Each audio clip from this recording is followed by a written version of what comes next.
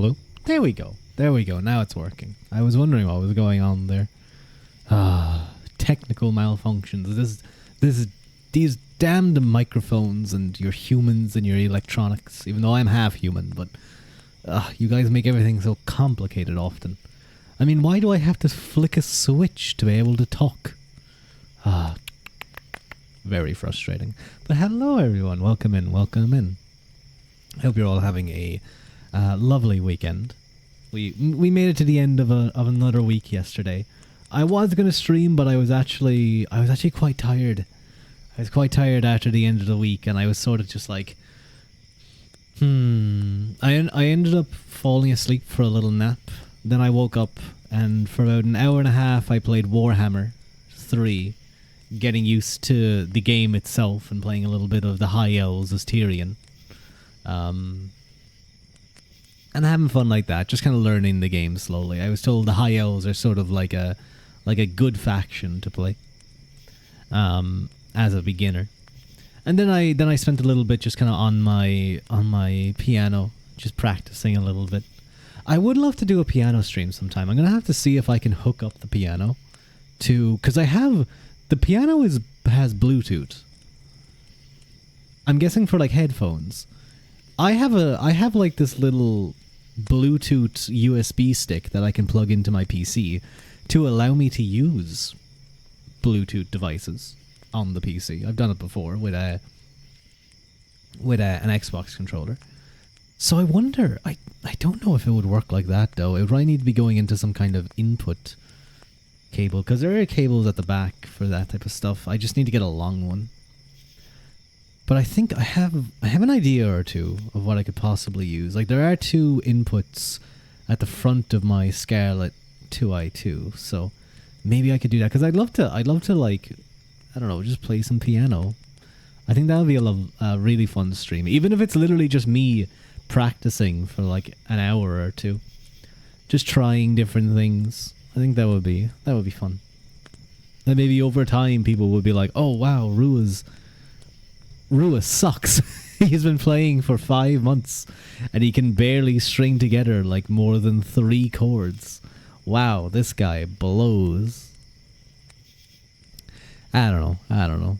I think it could be fun though. Maybe someday I'll do a hand cam stream and I'll tippy tap on the piano keys. Hello, Clever. Welcome in. How you doing? Clever? You been up to much recently? You got this book? I always assume you got a book. What's the book about? Hang on, I have to delete a load of images. I've been bringing in a lot of images on screen and I have not been clearing them up or clearing them. It's in your hands. How are you typing if it's in both of your hands? That's very impressive. What's this? Oh, that's that image. You can read it with me. Won't that get confusing though if I'm reading a book and then you're also reading? Thumbs? That's very impressive. The speed at which you're able to type with just your thumbs while holding a book. Ooh. I don't know if I can manage that. You know, I was watching some stuff. Oh, you know, before I go much further, I do want to give some... I got some very good news. Some very good news Friday that I'm very happy with. The stuff that I've been working for, I got extremely good results, let's say. The best you can get in this situation. And it's just taking a lot of pressure off, let's say. And I've also managed to kind of push ahead with some stuff, so I'm happy out. 2 chapters left, 80 pages. Is this on... Oh, wait, you're saying you got this book. You're saying this book, the book that we are reading. Oh, okay. Sorry, I thought that you were like... I'm dumb, sorry. Sorry, Clever. I thought you were like, I got this book, like, you know, hey, I got this book, it's really cool, it's called, you know, XYZ. I read that wrong. My apologies, Clever. That makes a lot more sense that you're going to be able to read it with me. And you're going to see all those parts of the book where I kind of I'm a little bit slow today, okay? Listen, I'm a little bit slow. I'm just after my cup of tea. I'm after a cookie. I'm tired. I'm eepy. I'm cozy. So be nice to me. Be nice to me. What I was thinking actually is I was considering doing some ASMR later tonight. I think that would be fun. Hello, Amplesaurus. It's nice to see you again. Tea, cookies, sounds good. They're really they were cookies that you like cook yourself, but you buy them and they come in like a dough pack that reminds me of. They're chocolate chip cookies, by the way. That reminds me of like pudding. If you guys not the dessert pudding, but like white pudding, black pudding. That's kind of what it looks like. It just looks like a big version of those, but you like cut it into small pieces and then put it onto the tray and it heats up. Yeah, it was pretty neat, and they were really nice. They were really nice too. But I got myself a little bit of a treat tonight for dinner. I got myself this crispy shredded chicken in this honey chili sauce. That has like a lot of like vegetables and stuff, but also some really nice and it is a little bit spicy. It has some chilies in there, and then also some egg fried rice with it. So that was a nice treat for myself today. I'm quite full though, I must say. I'm full after the cookie. Too. So that was enough for me. Push-ups. You're gonna make me do push-ups, clever. Ugh. Okay.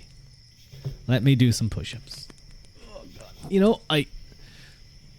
It was my first week proper back to the gym today, or not today, this week. I kind of just did like general body stuff, and I did some core work, and oh, my core has been sore for the past like day or two.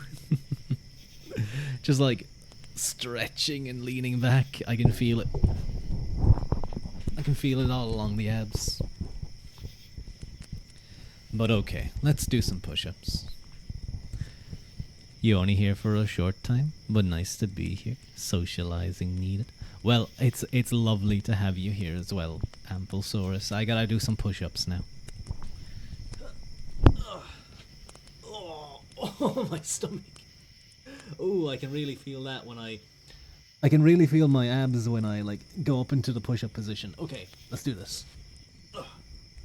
1, 2, 3, 4, 5, 6, 7, 8, 9, 10, 11, 12, 13, 14, 15, 16, 17, 18, 19, 20, 21, 22, 23, 24, 5, 6, 7, 8, 29, 30.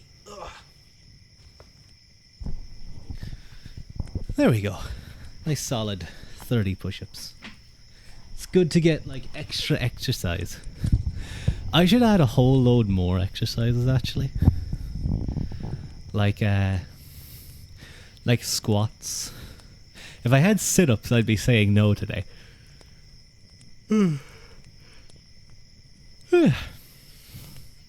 But like squats, push-ups. If I had a pull-up bar, like an indoor pull-up bar, I totally do those. If I had to do like, if I streamed every day and got like 5 pull-up redeems, by like 6 months I'd be strong as an ox with my back. It's not a bad idea. I would definitely put a limit on that though. Pull-ups are very tiring. Because you're literally pulling up your own weight. I need to do more like pull-ups where my hands are facing, are like perpendicular to my body, if that makes sense. Because I think I've heard that targets the lat width a little bit more. I'm decent enough at pull-ups. They've been a little bit harder. They've been a small bit harder recently. since after Christmas, and I put on a little bit of weight. That's okay. I've already lost a lot of it. I think it's just like a case where if you're eating a lot, your body retains a lot.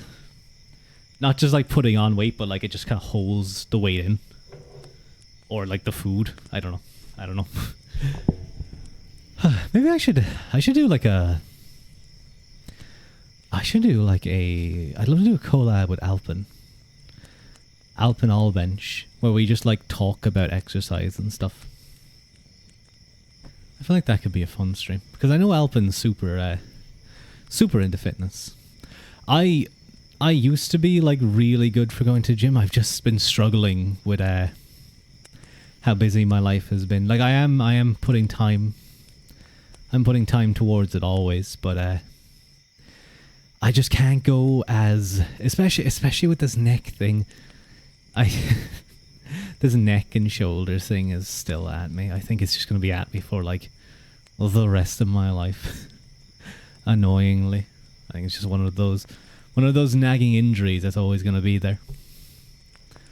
Getting swole in the camp for the next cattle raid. Exactly, Madra. Exactly. We're gonna go raid some people. Clever. Fuck you. Give me a moment. You prefer yoga? It's calmer, more stretching. I need to get into like yoga type stuff. I need to get into like just full body stretching. I think it will be a good thing to do like on the weekends, even if I do it for like if I did it for like half an hour rather than like sit at my PC. Or I need to go for more. Well, no, I've been going for walks. I've been going for decent walks. I walk a lot just in terms of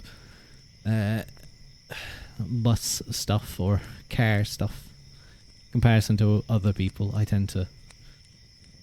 You need a lot of exercise for that. For what? Well, you need a lot of exercise for yoga. Oh, you mean cattle raiding? Well, mostly you use horses. Mostly you'll use horses to gather them, but you know you do need to be capable of fighting too, which is very tiring. I don't know if you guys have ever done like boxing or anything like that, or MMA, but having someone trying to punch you in the face and you're trying to dodge and also trying to punch them in the face is very tiring. You've never really felt tired from fighting? That seems strange, Clever. Unless you've always had like insane cardio, but like you've collected a motley home gym through thrifting. You never miss a day. You can lazily roll off the couch and haul yourself onto the barbell bench. If you can even find dumbbells for cheap, it's a nice alternative. I remember during COVID, I was allowed to take a load of stuff, take a load of the equipment back home. They were happy with me to do that, and I was able to work out. At least like I had dumbbells and things, so I was able to do some stuff. But like still not having like benches and things was definitely tricky, definitely annoying, because like, you know, you couldn't. It was hard to find things to lie down that would allow your shoulders or your arms to go back the full range of motion. You wish that were you stealing the leg press. I'm going to be honest, I think if you carry a leg press all the way home, that would be more of a workout than you'd get like ever. You do a lot of walking because some days you gotta go for things. Yeah, excuse me. Because some days you got to do some things, so go for a walk. Like to do more sightseeing. Yeah, when you go like away and you're walking and going sightseeing all the time, even if you're eating a lot, I find you burn loads of calories. If you're sightseeing and you're walking around a ton, like I remember when I was in London, we were constantly walking. Like even just slowly walking around a museum, you're still like on your feet all day. You'll put it on a little sled. You'll pretend to be a husky. That's cute. That's cute. year, and also nature too. I do like walking in nature. I try to go down to like the creeks and the little foresty areas. Okay, let me do a quick cities like London, so much walking. I have to say, I am having seen it in person. The tube, that stuff is insanely well handled. Never saw any issue with it. In massive comparison to well, I guess I was only there for like a week, a little bit over a week. But at the same time, I've only been in Dublin a few times, and I saw multiple fights on the Lewis. Okay, let me do some push-ups. 1, 2, 3, 4, 5, 6, 7, 8, 9, 10, 11, 12, 13, 14, 15, 16, 17, 18, 19, 20, 1, 2, 3, 4, 25.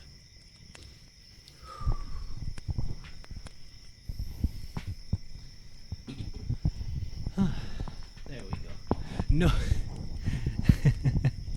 No, did I get poked and head patted while I was away doing push-ups? You bastards. You attack me when I'm defenseless. When I can't dodge or stop your pokings. That's when you go for me. Thank you, Zan, for head patting. And thank you Madra for the hydrate. No. And now Fox here. Thank God she wasn't here.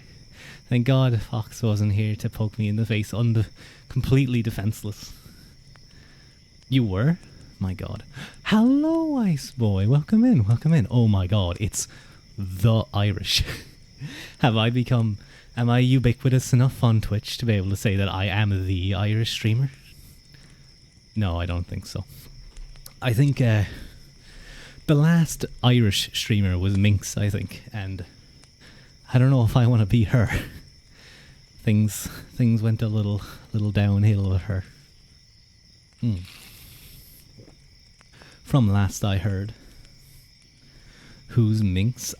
She was an Irish streamer. She was very popular for a while with like Jay Schlatt and all of them.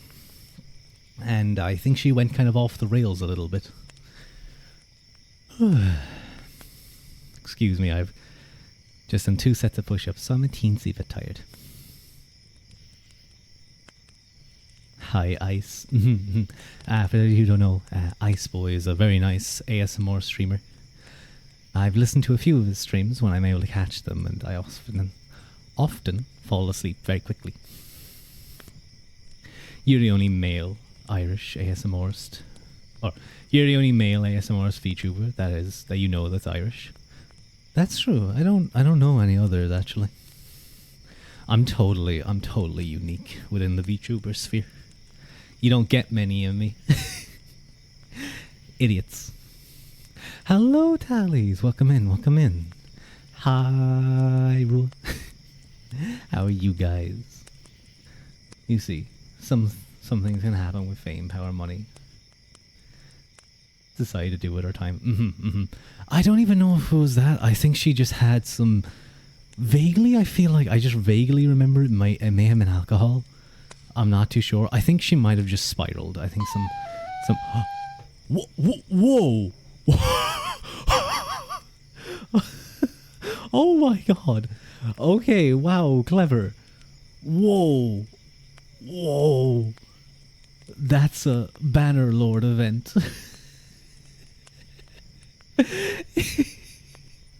Yeah, we just completed a quest. Thank you, clever. Whoa, 10 community subs. That hit us like into an almost level 3 hype train. Sometimes I can't pronounce the TH, and sometimes I add it where it shouldn't be. But thank you so much. That's so sweet of you, clever. What the fuck? That's a lot of money. Thank you. Oh no, I'm gonna have to keep track of that for the revenue. I have to do that, by the way. I have to declare how much income. I'm trying to figure out when Twitch is going to send me the tax withholding stuff that they took out as part of the US things, so that I can then like go to revenue and be like, hey, I pay tax on this, don't tax me again. Did you hydrate, Rua? I did not. Hang on. Wait, actually, I think I did. Let me hydrate again. Let's see who got it. Claire, Pip, Zan, Mulloch, Merin VT, Reese VT, Iceboy, Fox, Zed Goo, and Billy the Bucket Beast. Thank you so much, by the way. Arvantus _ Thank you so much for clever. Cease. Stop. I'm going to be so tired. Where's your hi, Rua? I thought I said hi to you. I didn't know if I didn't. I'm sorry if I didn't, Pip. Hi, Pip. How you doing? Are you resting from beating up Wad's up? I hope you're taking a nice rest. We can finally have matching emotes. They kind of have like a, well, I guess with my red hair and your blue cap, they kind of have that like contrast going on. And the pink heart to the blue heart, that's very cute. Now you can abuse Rua's emotes everywhere on Twitch. I like to think I have some pretty good emotes, if I do say so myself. Made by many a good friend. Olga, Haru, and Kwai. There's I love the cozy emote. I love the Augie. I love Neuron is probably one of my most used emotes. I love this. I love. Thank you. Thank you for the head pat. Thank you. Where can we bet on how many pages he gets through tonight?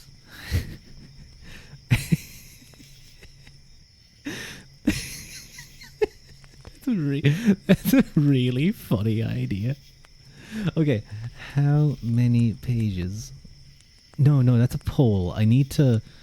It's not a poll I want to make. It's a prediction. That's the one I'm looking for. How many pages will Rua read tonight? What page are we on? Hang on. Let me get this set up. I think that's a really funny idea. We're on page 207. Okay. We'll read tonight. And we're going to say... Let's say less than 20. And let's say greater than 20. Well, do you guys think 20? Do you guys think 20 is a good option? I'll make the submission period like 2 minutes.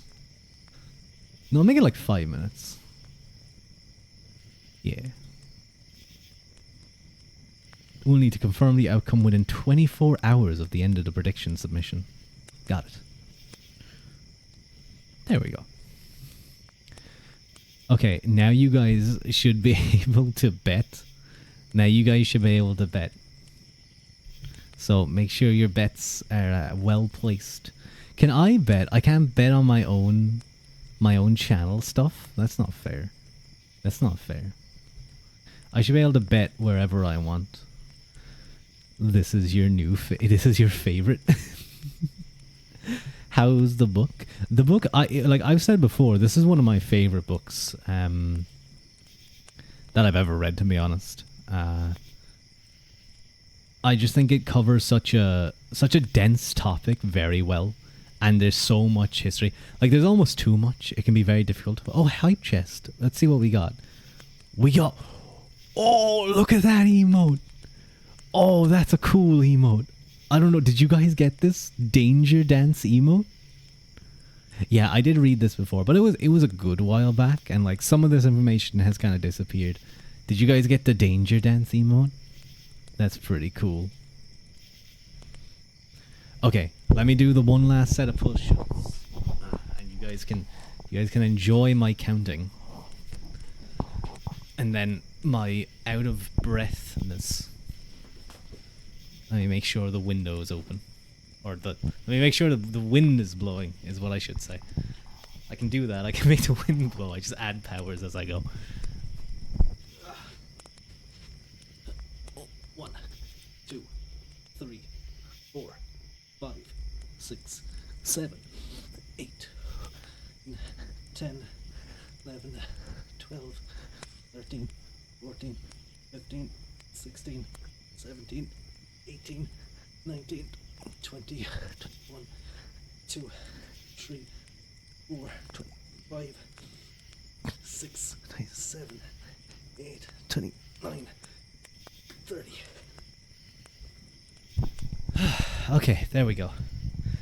I don't know how well you guys can hear me counting, because I kind of say it as I'm pushing away. Hard to say. Whew.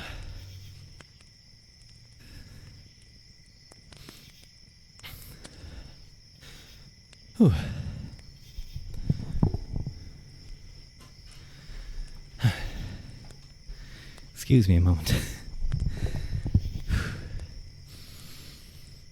I kind of changed the focus of those push-ups to my triceps because my chest was tired. Have you ever done adventure books? You always wanted to test one of those. Oh, like choose your own adventure books?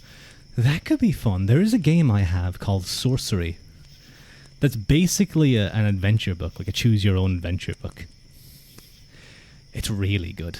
It's really, really good. Maybe I should play like Act 1. That would be a fun game to play, I think.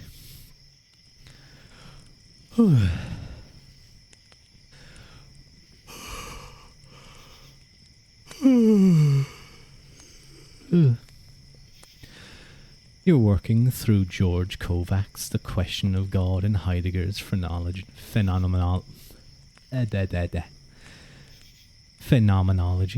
Ooh. You streamed Sorcery back for your debut in July last year. It's a really fun game. You did all 4 parts over the course of a month. I'm not surprised. The length of those things, the length of those games get very long as time goes on. Especially like the city one and the dragons one. Or the serpents one, sorry. What's Sorcery? It sounds cool. It's a... very difficult to explain. It's basically a choose your own adventure game. But like it's really well done. It has all these wonderful... I think it is actually an old... like it's a gamified version of a book. And the last chapter with the time loop thing. Oh, I know what you're talking about. The last one is like weird. There's also Pentiment. I actually think I have that. I think I want to play that. It's a table board game thing, if you remember correctly. Ah, okay. But yeah, it's really cool. I highly recommend playing it. I'm gonna have to get on to Albert and ask him about... Albert's another VTuber, and ask him about D&D, because I want to play D&D. It looks fun. We were going to, but then his PC exploded, and he lost everything. So I think that put a bit of a downer on him. You love D&D? I've only ever watched like Critical Role or I've recently really enjoyed really been enjoying the XP to level 3 things. You haven't seen Albert in forever? I haven't either, actually. I should double check. If you ever want another VTuber to D&D with, hit you up. Sounds good, Tallies. I might do so. You've been playing on the channel Decode the Punk. Ooh, I'll have to check that out. Decode the Punk. You used to host, set up and run campaigns. It's hard but worth effort. Life and way too... Oh yeah, I can only imagine how much effort it must be for the DM to have to put in to come up with all that stuff. You know what was one thing? I was watching I've been watching Critical Role Campaign 2. And obviously I always enjoy Mercer's explanations and like descriptions and things. But you know, you would often see, especially in his combats, he would have certain phrases that he would go to. You know, tootie maw. How many clavicles of someone could be broken? His sound effects are fantastic. Like his creaky door opening, like wait, no. Like he does some really good stuff. 500 hours just after 2 campaigns.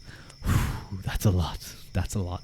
But I always thought that like what would be a good thing to do is like you should sometimes, I think, represent hits or like, you know, damage being dealt, not as like physical damage, but as like either a person's luck or like just tiredness.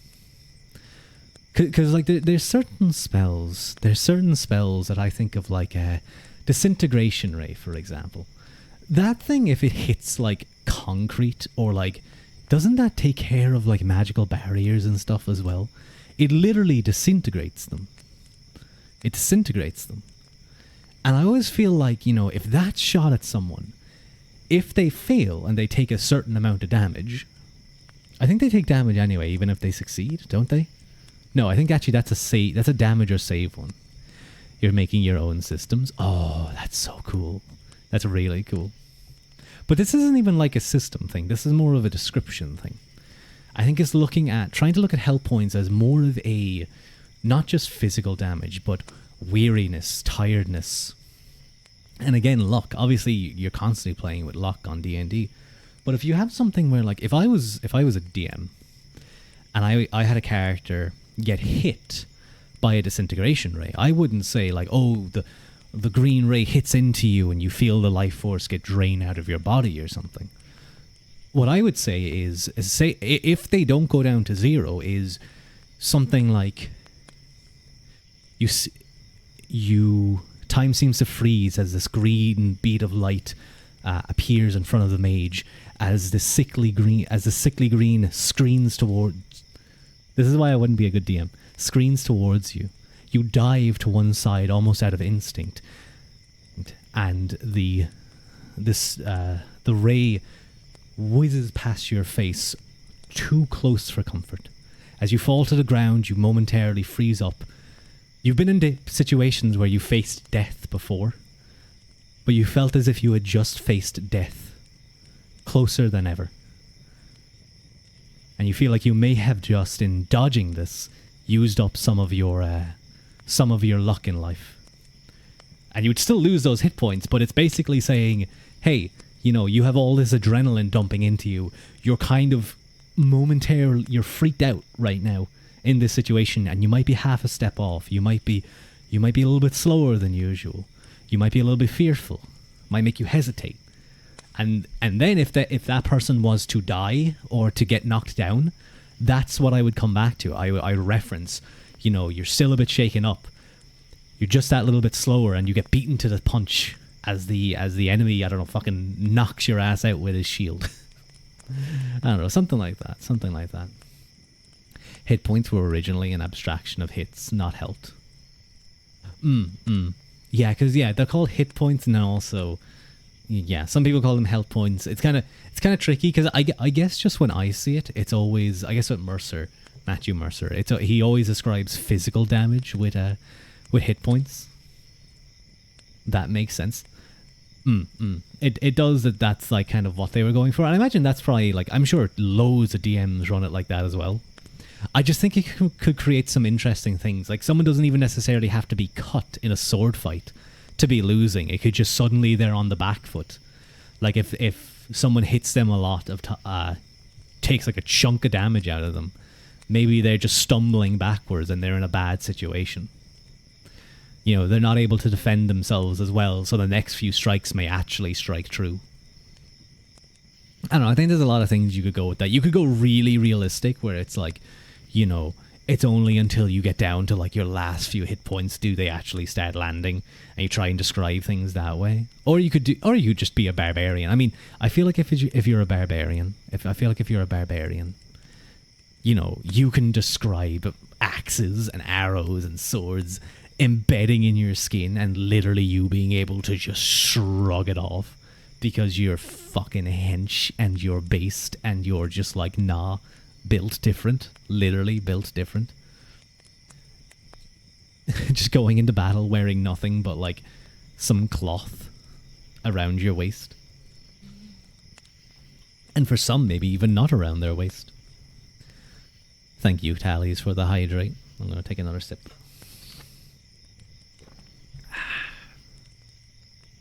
There have also been optional variants that use wounds and injuries instead of HP throughout the years too. I know of things like, you know, critical tables and critical failure tables, but like I think there's always issues with those things, isn't there? They're always tricky. Sub goal, you're 25% of the way to completing your goal. I didn't even realize I had a sub goal. I'm guessing I probably put that at like 50 or something.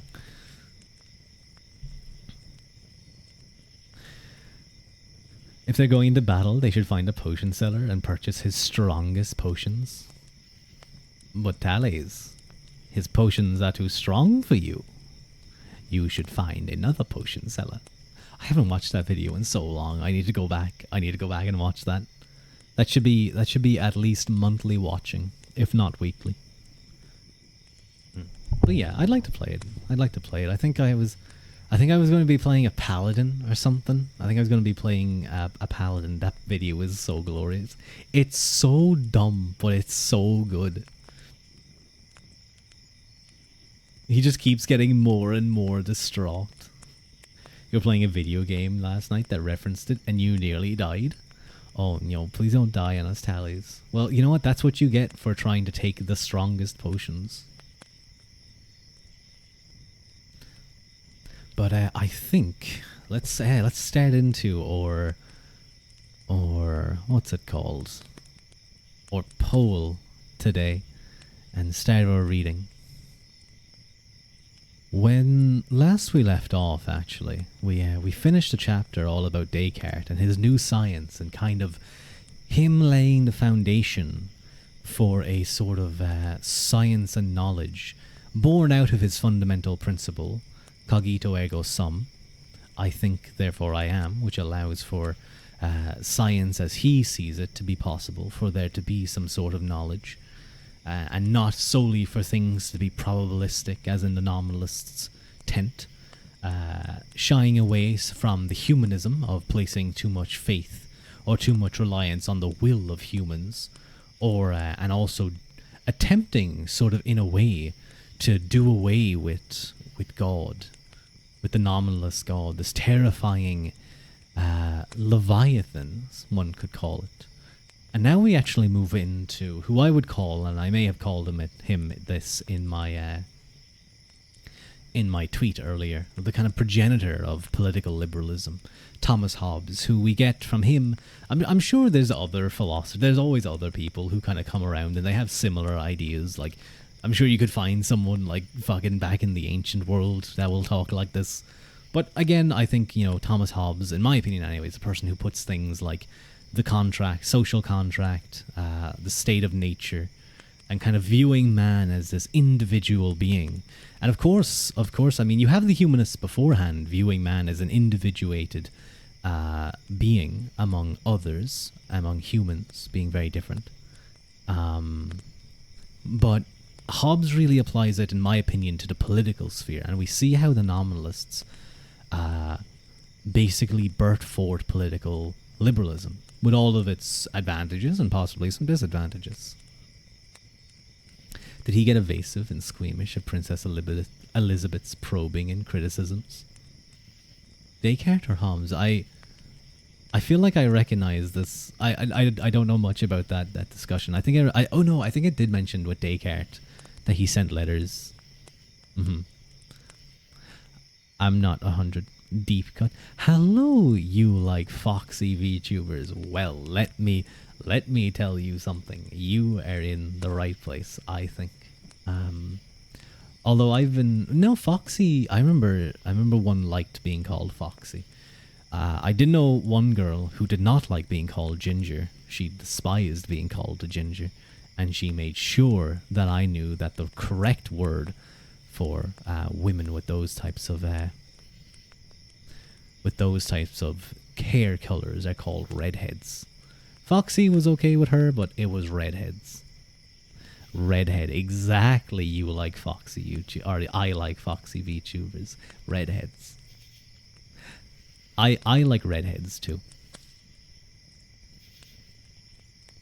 I also just like redheads. I'll just put that out there. I may be slightly biased towards them, so I also like foxy redheads. You have like Marine, and then you have David Hume really helps nail down Hobbes's idea in the century to follow too. Also, you know, Locke is there as well with his own state of nature theory, and then you even have Claire, stop it. You have who's the third one again? You have like the typical people mentioned in social contractarianism. You have Locke, Hobbes, and the French guy. Oh my god, I'm blanking on the name. It's like when I try and remember the guy who many people ascribe the noble savage Rousseau. Yes, Rousseau. That's who I was trying to think of. Rousseau. Excuse me. I could not. You know what was happening? Descartes was constantly in my brain, and I could not get past Descartes. Swiss French, actually. Yes, Jean-Jacques Rousseau.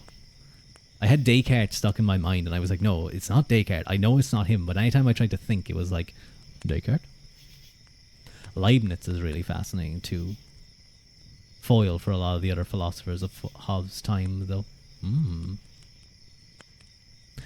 But yeah, we're going to be getting into his work. And his work, The Leviathan, was the first ever book of this nature that I ever read. Political theory, philosophy, anything that's kind of, I want to say, slightly higher in reading than like the Cherub series or the Gone series or Skullduggery Pleasant. I'm not saying those are bad books, but like, you know, history and intellectual kind of works. The Leviathan was the first one. Now, it has been many years since I've read The Leviathan. But this book made me kind of stand back and go, wow, there was a lot of things going on in the background of that.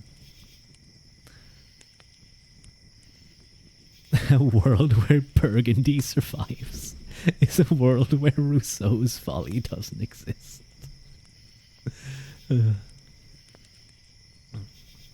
So, let's get into chapter 7. Hobbes's fearful wisdom. You back? You're gonna BRB. Sorry, I thought. Well, see ya in a bit, Pip. See ya in a bip, Pip. That was dumb. Now let me take up my book. There we go. Do you guys like the distance that I'm standing, or would it be more comfy if I'm like a little bit closer? I'm like that close. I don't know. I'm constantly like of two minds of how close to be when it comes to stream. Or like this type of stuff. Like, how much do you guys want to see the background? Do you guys just want to see me moving? I don't know. Excuse me. Stop with the Pip jokes. No, I will continue making dumb jokes. You think this is a bit better? That's just you. I think so as well. Maybe I think you see a little bit more detail. What defined hands you have, Claire? You better not be thinking about hand holding on my stream. That's not how that works. We don't do hand holding here. We don't hand hold on this stream. But I also have quite a defined hand. Wait, hang on. Here. Wait, I'll have to take this off. I think I mentioned before that the hand down there, not like how perfect the hand is, but like the shape, the the pose of the hand, the way it's resting on the paddle, is based on my hand. You'll be back with your revenge, folks. No, they're so mean to me. They attack me every chance they get, and I don't even do anything. You sure you carry quite a lot of books for someone? That's my aim, to be able to carry hundreds of books. I'll be like one of those people who carry like big baskets on their heads, but they'll be full of books. But yeah, that was when I was going to my mama, breaking immersion, I'm sorry. And I was trying to find images that had the pose exactly how I wanted it. And I was like, hang on, let me send you my own hand, because that'll probably be the easiest thing. So I grabbed, like, I think it was like I can't remember what it was. I think it might have been a ruler, and then I just drew on the image a line going through where the handle would be. And I kind of just showed, like, this is how you'd rest your hand on it. And yeah, I thought it looks fantastic. It looks great. She did a wonderful job on the hands. Excuse me a moment, actually.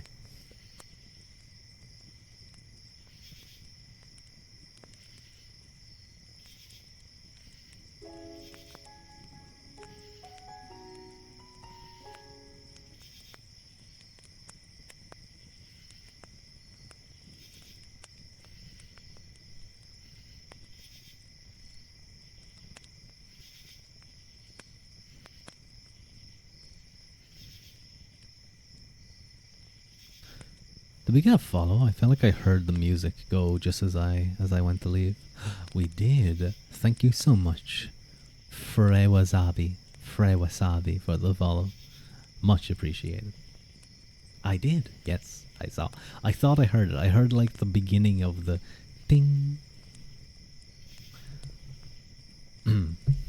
Okay, let's actually begin on our book reading.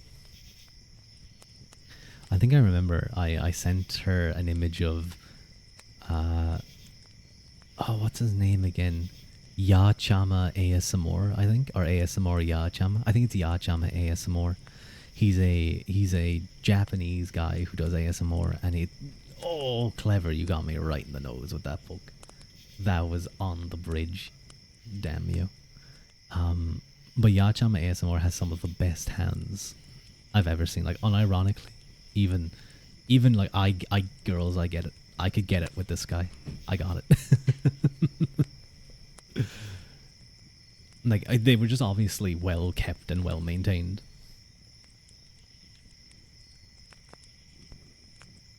What did I say again? 1 was for less than 20 and 2 was for more than 20. Man, I thank you for believing in me, Fox. Okay, let's get going. It has been almost an hour, so Fox, I feel like you may lose your points. I hope you guys didn't bet big. You know what? You spend all your points enough that you probably didn't have too much to spend. Okay. In 1588, a young woman lay in childbirth in a small vicarage in southwestern England. The baby was coming earlier than expected. But then she'd not expected those Catholics to come with all their ships either. It had terrified her. A foreign invasion here in England. An invasion of papists. She knew... Fox, just get through it. You're going to make yourself lose your own bet. You're going to make yourself lose your own bet. You have faith in me. You have faith in me as you poke me. She knew that was why she was before her time. But what a time to bring a child into the world.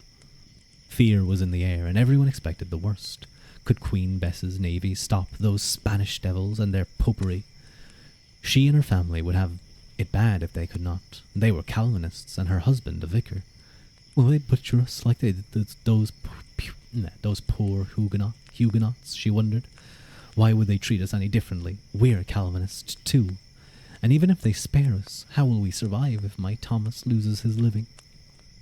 If they bring back their cardinals and priests? In retrospect, it may seem as if the fears of this young woman were exaggerated, but such concerns were only too well grounded.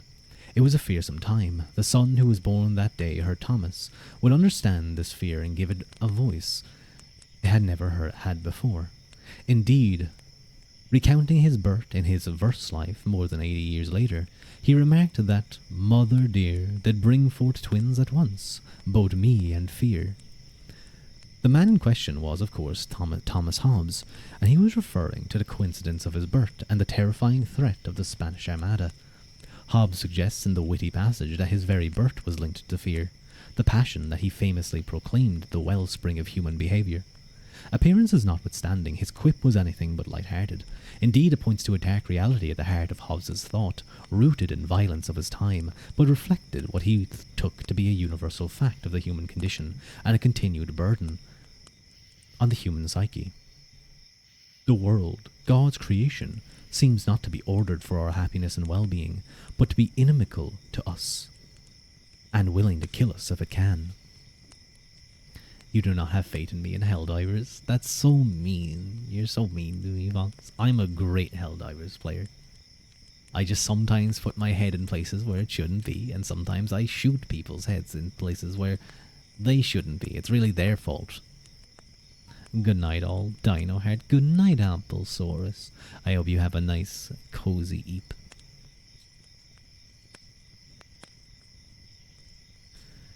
In light of this threat, Hobbes knew that the most natural human passion is fear. It is intrinsic to the way in which we are in the world, and in order to improve our lot, we need to acknowledge this fact. Hobbes believed that his contemporaries were unwilling to do so because they were misled by 3 false doctrines. The first was a scholastic vision of a harmonious world that was a manifestation of divine reason and justice.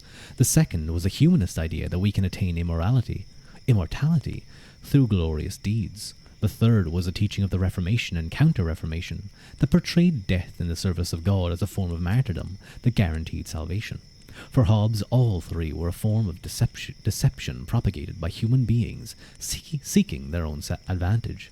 Such deceptions, however, could be exposed and overcome, thereby legitimizing our fear of violent death and promoting the use of reason to minimize it or eliminate it. The goal of Hobbes's thought is thus to eliminate violence, secure our preservation, and promote our prosperity. To admit that one is afraid of death is, at least on the surface, to admit that one is a coward.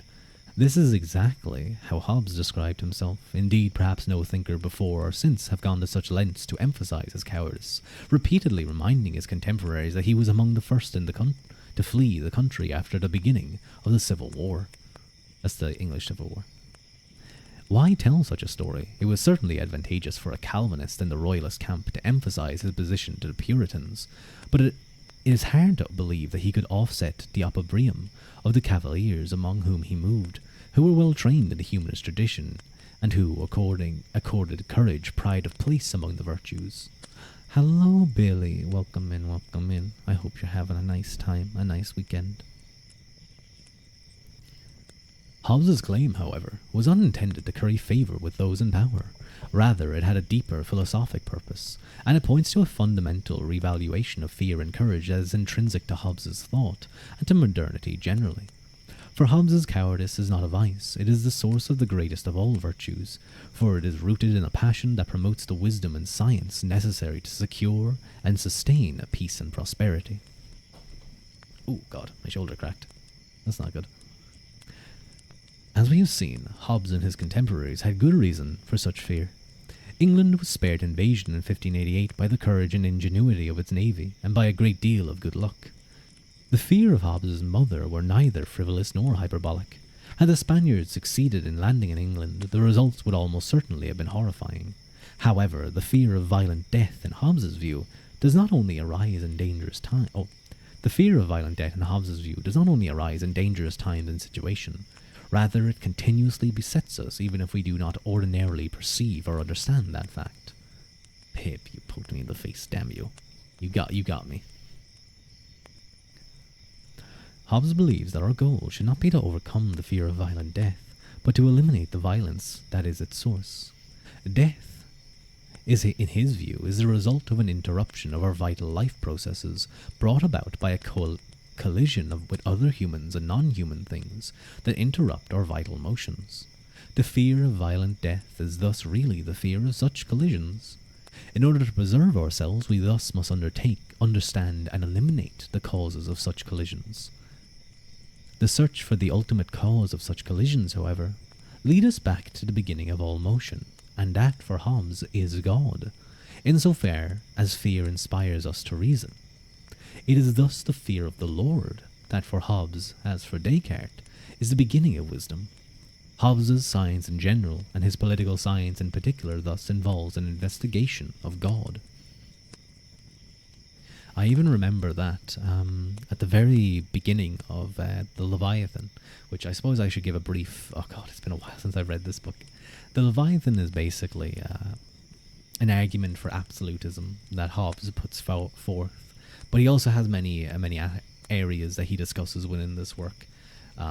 He discusses things such as appetites and things that drive humans, and certainly the discussion of fear and such things. The state of nature plays a very important part. Hobbes describes the state of nature, sort of this thought experiment, he calls it, although I would argue that the state of nature is something that simply did not exist. We always existed within groups. No individual is defined by their solely by their individuality. It's always within a group, just due to the nature of I guess humans and monkeys. But obviously, you could say that it's a theoretical thing to kind of discuss towards. But he calls it nasty, brutish, and short. Nasty, solitary, brutish, and short. Basically, the state of nature for Hobbes is he may even explain this in the book, but is a war of all against all, man against man. For in the state of nature, there are no rules, there is nothing. It is, if I can kill you, I can take everything you own. And that's just how it works. But he argues that humans who are ultimately seeking to preserve their own life ultimately come, and he has like, I think it's like 8 or 9 like kind of rules of the state of nature, or consequences of the state of nature, in humans facing this sort of deadly situation.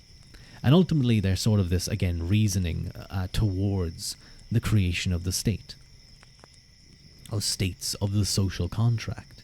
And this is kind of another thing. So he argues that, humans are in this very dangerous situation, this horrible state of nature, and they want nothing else than to get out of the state of nature. So ultimately, humans will band together and agree socially. Now, one of the other things you have to remember about the state of nature is that you have ultimate freedom to do whatever you want, but so does everyone else.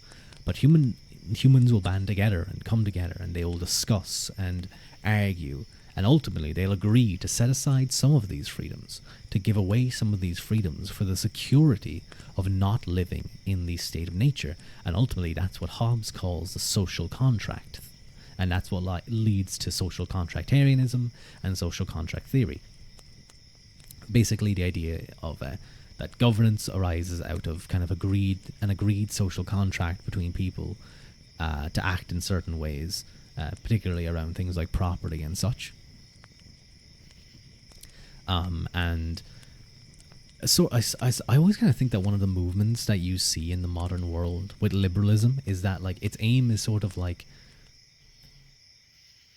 to continue to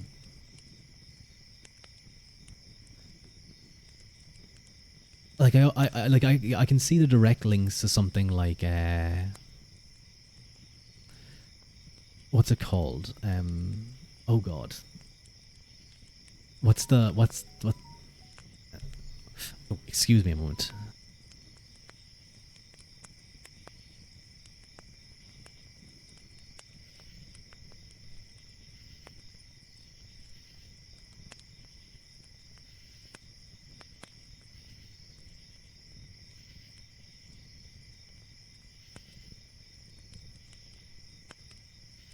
Okay, apologies for that. Attempt at curbing tribal warfare, even if politics and war can be caused by tribal mentality still. Well, the state of nature was different than even tribal warfare. It was basically an argument that every man was alone on his own, that you couldn't trust anyone. It was solitary, brutish, and short. is as Hobbes calls it. Now, of course, there's a whole lot more. There's a lot of philosophy in this, as well as political theory. But ultimately, Hobbes comes to kind of this view of the state, of the ultimate state, as a kind of a king rule, absolutist view.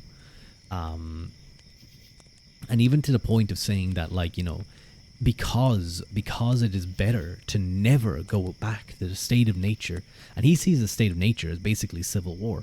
Often you can find that some of the most horrific, violent acts that occur are in civil wars, strangely enough.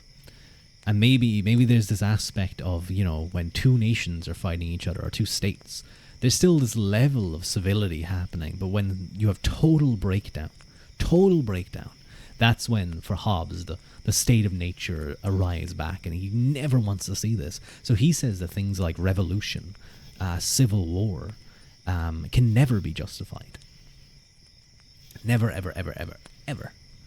And he views the state, ultimately, the social contract, as things like a good thing. Of course, then you have people like Rousseau who come along and kind of talks about the idea of the noble savage. Of course, this is, you know, it's a little bit simplistic, just explaining it like this. There's a lot more to it. But, you know, this view that it was the rise of society that kind of corrupts mankind, that beforehand they were living in a pretty good situation, almost kind of like a obviously for Rousseau, I think it's property and things like that. But you know, almost sort of like a paradise beforehand, and then society begins. But let's get back to our book, because I'm sure he's going to explain a lot of this as well. It's been a while since I've looked at these things, so my explanations may be a little bit off.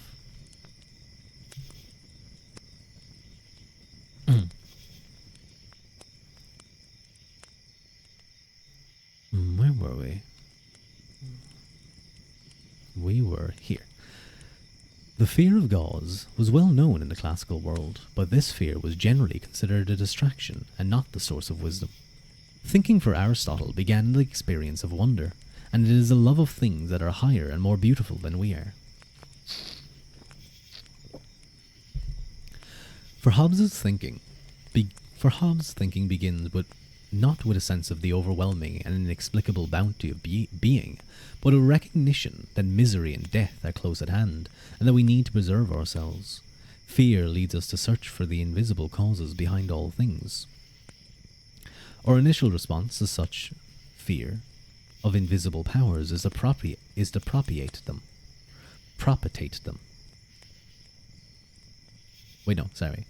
Is to propitiate. What is this word? Propitiate them. Excuse me. According to Hobbes, it was broken up. I don't know if this ever happens to you guys, but like if a word is broken up at the end of a sentence, it just like becomes impossible to read it. According to Hobbes, this is a source of the natural piety that is the foundation of all religions. The world for a natural man is a dark place ruled by a mysterious and indefinable force that ultimately produces our death. While our fear of this dark power typically ends in superstition, Hobbes suggests that under the right condition, it can also induce us to the kind of reflections that improve our earthly lot. The first step towards the end of the recognition that the gods or God do not intervene directly in earthly affairs. Hello, D Gusto. I thought that was D. I thought that was D for a second, because I saw D's motes. I saw her D mote, and I was like, oh, that's D. But no, it's Gusto. Hello, Gusto. My apologies. Yes, D calls me Mr. Ua. I remember now, Mr. Ua. I knew there was something strange. I was like, huh? D, but Rua? Hello, Gusto. Welcome in. Hello, Haru. Drown check. Thank you for the drown check. The maid is here. You need to mop. Why? Did you knock something over? Did you knock something over, Clever? Be careful. She's my maid, by the way. She doesn't clean up your messes. Hiya, Pip. Yeah, you and Pip were bullying Wad's up. So mean. How is everyone? I'm doing pretty well. I don't know about those guys. Those guys over there in the chat. They're weird. But I'm doing pretty well. What? No. You guys were bullying him so much. You were beating him and head patting him and then beating him again. Mop the sweat off the floor from my push-ups. That's a good point. I did do like 3 sets of push-ups earlier. Tired and bored. Your art is making you a bit bored? Is it just kind of one of those days that you're kind of just like, you're just not feeling the art? What are you drawing, by the way, Pip? Anything fun? Mr. Ua? Yeah, that's what D calls me. I think it's very cute. Going to be playing Magic the Gathering later. You're super excited. Ooh, very cool. I never played Magic the Gathering. I think I watched a video on it once. I think it was more a video about like, no, I didn't watch a video about Magic the Gathering, but I was thinking about one I watched about Yu-Gi-Oh. I love those like 3-hour-long videos about Yu-Gi-Oh and or other card games. I played a lot of Hearthstone ages back. How are you, How? You doing well? Haru. You get what I mean? I didn't just say your name twice. You were being in between a fight against Haru and Wad. You are struggling. Your baby is here. You're dying. You're a big nerd. Yes, big nerd. I like. Am I a nerd? I feel like I may be a nerd, but like a cool nerd. You know, like I. Yeah. Why are you guys just like so quickly agreeing? That's mean. What? You can't just call me nerd. You can't just call me a nerd. And that was a rhetorical question. The answer was clearly no, that I'm really cool and really like, you know, really suave and well spoken and charismatic and not someone that you poke in the face constantly. You guys should be intimidated, but also like intimidated, but in a good way about me. Sorry, Rue, but you can't lie. You're not honest, Abe. You can't say that. You can't just undress me while I'm getting angry with you guys. This is not fair. This is bullying of the highest order.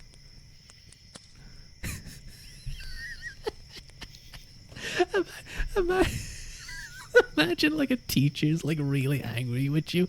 He's like shouting at you, and some person just walks up behind him and pulls his jacket off. Or like, you know, it's like those tearaway pants.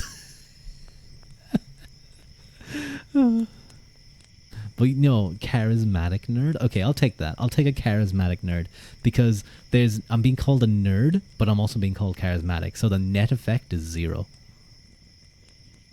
We just answered a question. It was a rhetorical question. You were meant to say no. Push-ups? You want me to do push-ups, Haru, again? Okay, fine.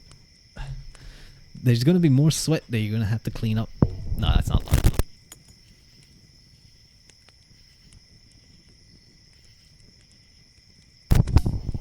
Oops. I'm sorry. That probably really hurt. Because, I somehow plugged out the XLR cable. I think I just caught the button. I'm sorry, guys. Okay, let's do some push-ups. I need to add, you know what? I said this earlier, but I need to add new exercises, like squats. I don't know how I guess I just hold the microphone in my hand as I squat up and down. Oh, God. Okay, let me. 1, 2, 3, 4, 5, 6, 7, 8, 9, 10, 11, 12, 13, 14, 15, 16, 17, 18, 19, 20, 1, 2, 3, 24, 25, 6, 27, 8, 9, 30. There we go.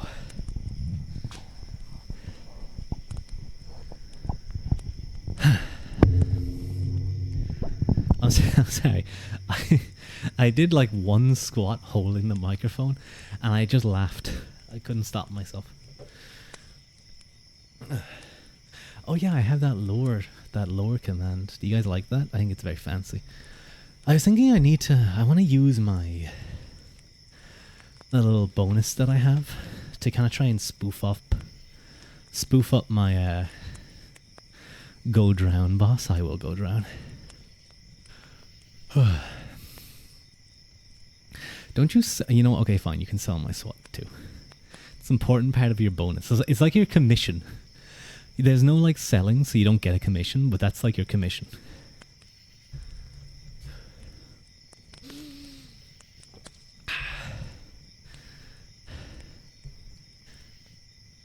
God damn it, it wasn't too bad. Oh, excuse me.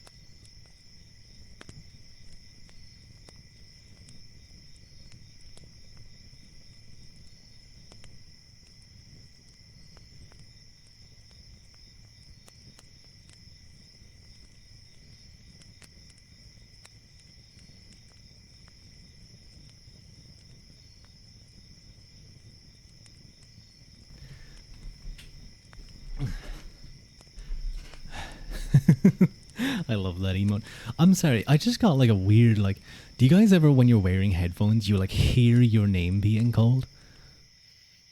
Like very clearly and cleanly. Like there's no way that was. There's no. Thank you, Jolito. Jolito 3 or. Definitely, those emotes scare you. I like them. I like them. I like silly emotes. Wait. What's that one emote? What's the one other than the feral emote? Haru, what is that? What? Bongo clap. Okay. Okay. Alright. Hello, Witty. Thank you for the lurk. I hope you're having a wonderful day, Witty. And a lovely weekend. It's always nice to see you. You would like a fair distance from Haru. Unfortunately, I am not a judge. I cannot issue restraining orders. If I was a judge, I'd love to give out restraining orders, but like they're like 10 meters, you know? Like someone can clearly still be in the same place, but like it's like you can't go here. You can't go in this radius of like 10 meters. You have to stay in the other room. But like you could like if you saw the person go into a big room, you could like just stand in an area that covers all the exits and then they can't move. You're just gonna hide behind me. Head pat. Pat pat pat. That's okay. That's okay. You can hide behind me.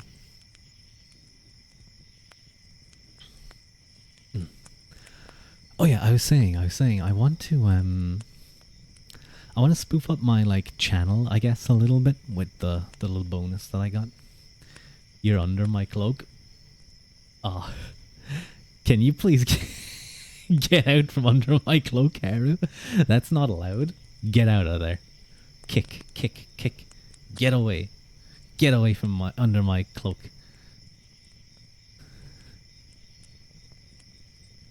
This is fine. Get away. Get out.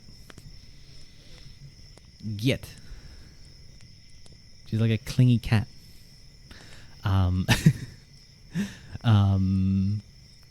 But yeah, I want to spoof up my channel a little bit with like I want to get like a chibi Ruadh, and like some panel like stuff, like panels for the front of the channel, like the about section and things, and some other neat things, but I don't know what else I could get. Like I already have like such a perfect chat box. I love this, made by one of my friends who can only remain nameless, unfortunately, but they're super sweet and I love them and I care about them very much and I hope they continually do well. You're a shadow boss. You cannot escape. You can't get out. What are you talking about? My Lena is so tiny. There is like if this was like a little bit higher, if this was a little bit higher, I'd probably be in trouble with Twitch. You can get out of there. You can get out of there. Get out. Get you some Celtic knots. Yeah, I don't know. I could get like just some designed about me panels. Nuh-uh, can't. This is being docked from your pay, Haru. This is being docked from your pay. Thank you, Zen, for the head pat. You saw knees and you just had to head pat me. That's concerning. The view is getting like the cost of the view is getting deducted. Although I may give you more money because I may pay you for services to provide in terms of the about page, or maybe like a Shibi Ruadh. I don't know. I'll do some searching. Your pay is already non-existent. Yeah, that's why you have to be careful. Only got to check in. About to meet your friends for that MTG. Bye, Gusto. It was nice to see you again. Thank you. You should 100% show me to your friends, and I can say hello.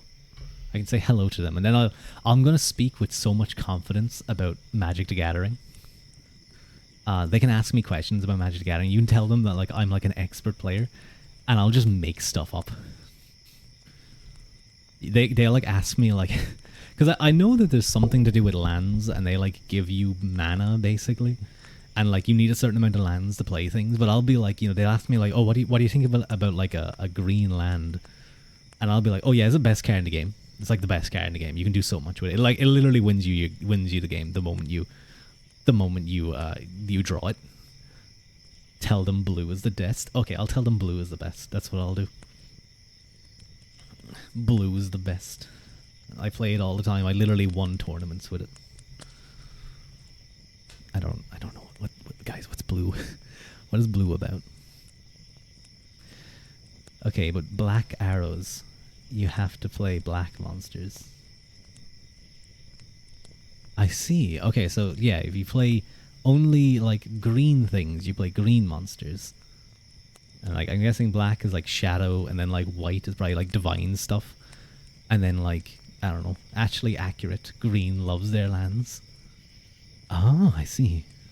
I think I just vaguely think like green is nature, so they're gonna have a lot of lands. I'll accidentally like say some stuff that's like actually high tier, like grandmaster, whatever your rankings are, advice, and they'll truly believe that I'm like an expert at the game. Accidental greatness. I'm gonna play chess one day, and I'm gonna beat Magnus Carlsen, like just by moving pieces around. He's not gonna know what hit him. I'm literally gonna make you know a bot like the what's it called, the bot that Fisher was the name of one of the greats. Fishbot or something. I can't remember the name of it. I'm just blanking. I'm blanking on a lot of names right now. I don't know why. But if I was playing like chess, I wouldn't be like those bots where they calculate like every single possible move in existence. I just make a random move. I remember actually there's a thing called the Demonata series. Hello, Tony. Hi. It's nice to see you. How you been? Thank you for joining today. Tony, for those of you who don't know, is a well-known person within the VTuber ASMR community, I would say. I swear I see him in everyone's chat, and it's just like he's like anytime anyone sees him, they're like, "Oh, hello." So, very sweet person. But Demonata series. And the first book is so good, but it like the climax of the story is like a chess match between like the big bad demon guy and the main character.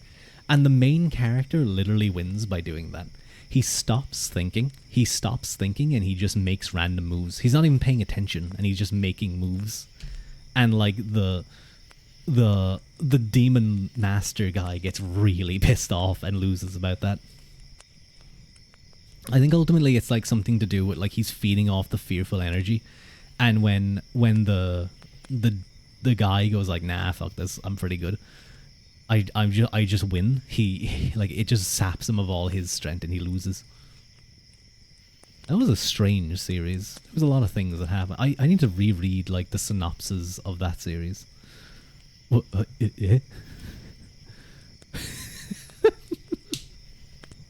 What is that? What is it? Like the lick emote, I understand, but what kind of loving emote is that? Just go. You know what? You know what? I too would like to lovingly choke those I love. You know, actually, there's a lot of people into that. I should start. You know, that's an actual thing. They might get offended.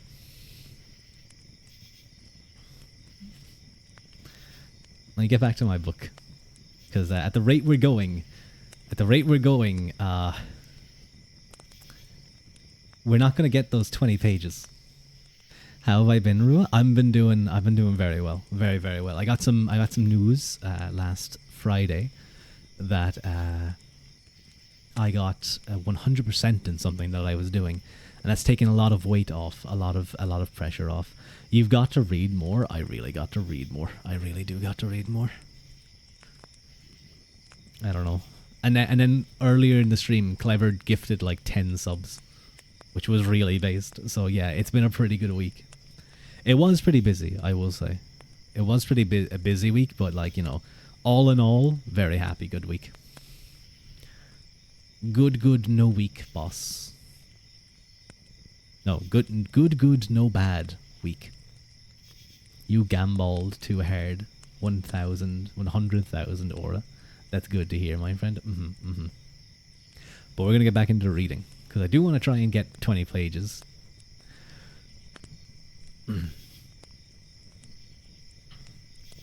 Our initial response to the fear... Oh no, wait, we read this.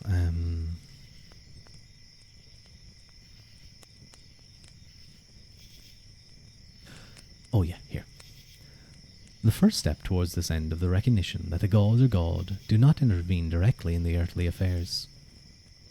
Once this becomes clear, fear pushes human beings in a new direction, away from a concern with a malign divine will that has singled us out and towards an encounter with the reality of the natural world.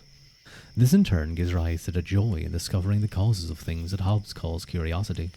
The final step is the recognition that by understanding causes we can develop a science that will make us masters and possessors of nature and enable us to eliminate the danger of violent death.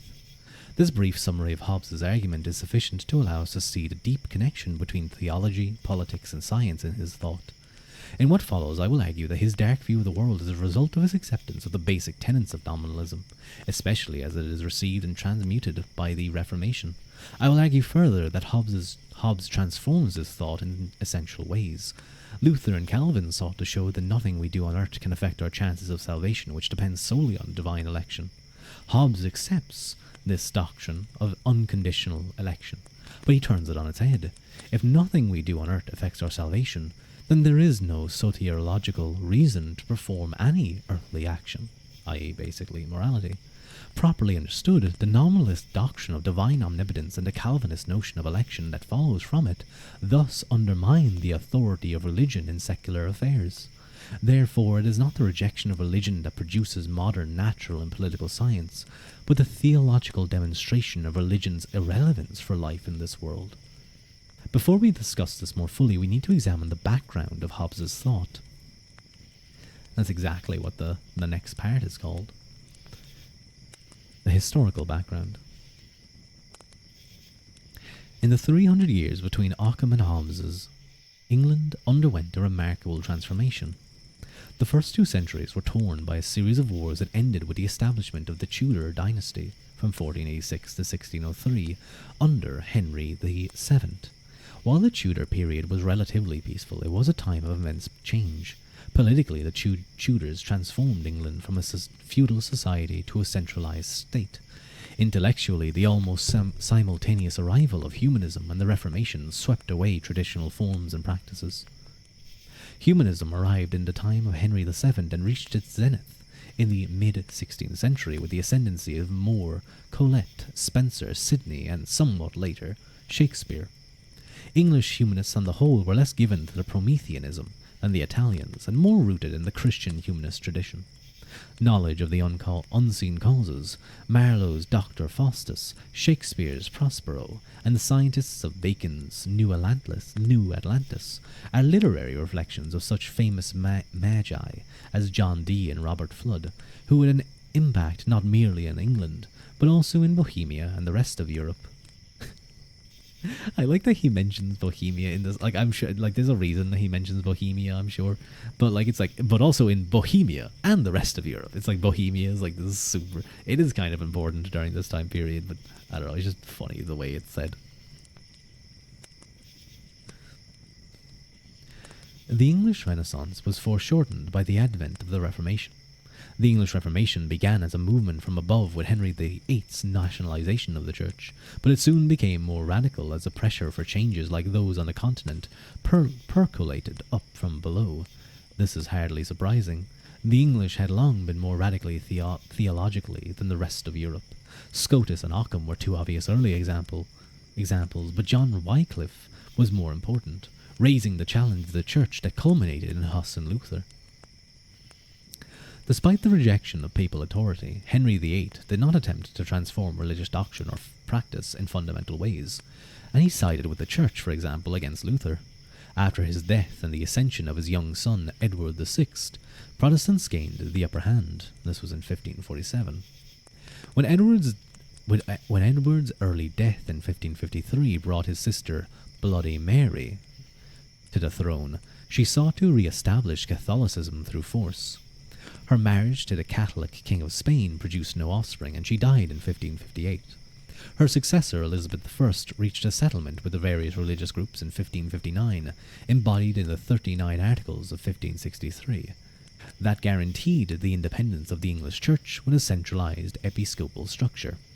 However, radical Protestantism continued to grow with the return of refugees who had gone to Geneva and Germany during Mary's reign. They brought with them the religious views that led to the emergence of Presbyterianism in Scotland and independency in England. These Calvinist dissenters from the Elizabethan settlement were characterized by their opponents as Puritans. The opposing parties continued to agitate for change, and concerns were heightened by religious warfare in France and the Netherlands. For many Calvinists, the slaughter of St. Bartholomew's Day and the threat of the Spanish Armada in 1588 were ominous signs. The Protestant queen could not live forever, and they knew that her successor would likely be less friendly to their cause. Still, their strength was growing, and in 1590 the Archbishops of Canterbury and York both endorsed the Calvinist notion of absolute predestination. At the same time, a new religious movement, Arminianism, had sprung up. Arminianism was named after its Dutch founder, Jacobus Arminius, 1560 to 1609. Who had been a student of Calvin's successor, Theodore Beza, but rejected Calvinism because he believed it made God the author of sin. Drawing on Erasmus, he argued that free will was important in determining salvation and damnation. Such a theology appealed to many in England, and Arminianism quickly grew. This new theology, however, was viewed with suspicion by Calvinists, who saw it as a crypto-Catholicism, a disguised form of popery. Let me take a quick sip.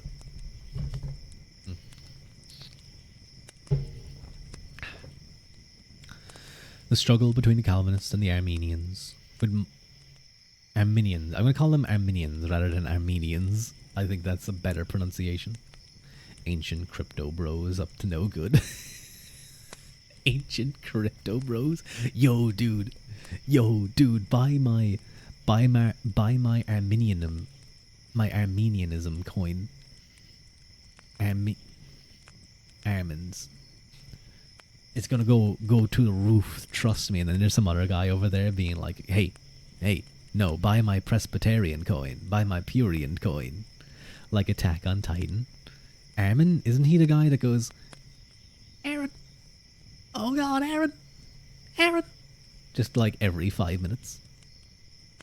And then like by the end of it, he's just like, Aaron, no, bad Aaron, don't rumble.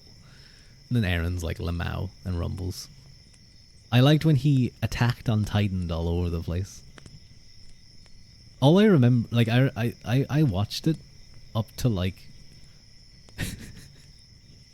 up to like season 4, I think. I just never finished it, and then I remember just everyone got really angry about the ending. It's going to infinity because it's backed by God and God too. Yeah, it's going to the moon. Nah, we're going beyond being with this coin. God too. Man, if Dodd, the ending is good in your opinion. I remember people being very angry about it. I don't know why. I didn't really keep up with it.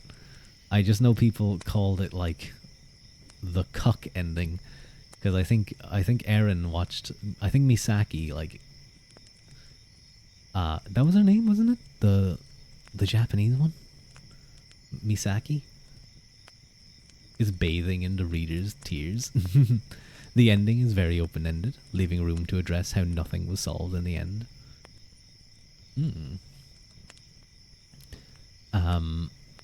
But like apparently, like I guess Aaron becomes a crow or something and like visits her every day. But like you hate open endings. Maybe instead of getting big, get small. Well, I should lose some weight, so I gained a little bit over Christmas time. But you know, you're eating all the chocolates and the turkeys, so I think it's only fair. I've already lost most of it, so we're doing good. Although I did have a big takeaway today as kind of celebration for my results. So maybe that bumped it up a little bit, but it was really tasty. You only watch anime about astronomy, philosophy, and theology now. Yeah, where's my Thomas Hobbes anime? Where's my Descartes and my? I want to see Erasmus versus Luther boxing anime. And their special moves are like named after things. It's like predestination, and it's just like an overhand hook, just knocks each other out. That's an exception. It's Christmas. Okay.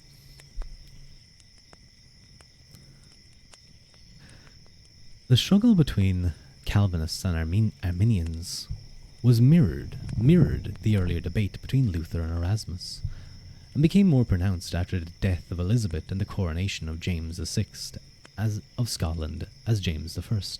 He was the son of Mary Stuart, Queen of Scots, who had tried to revive Catholicism in Scotland.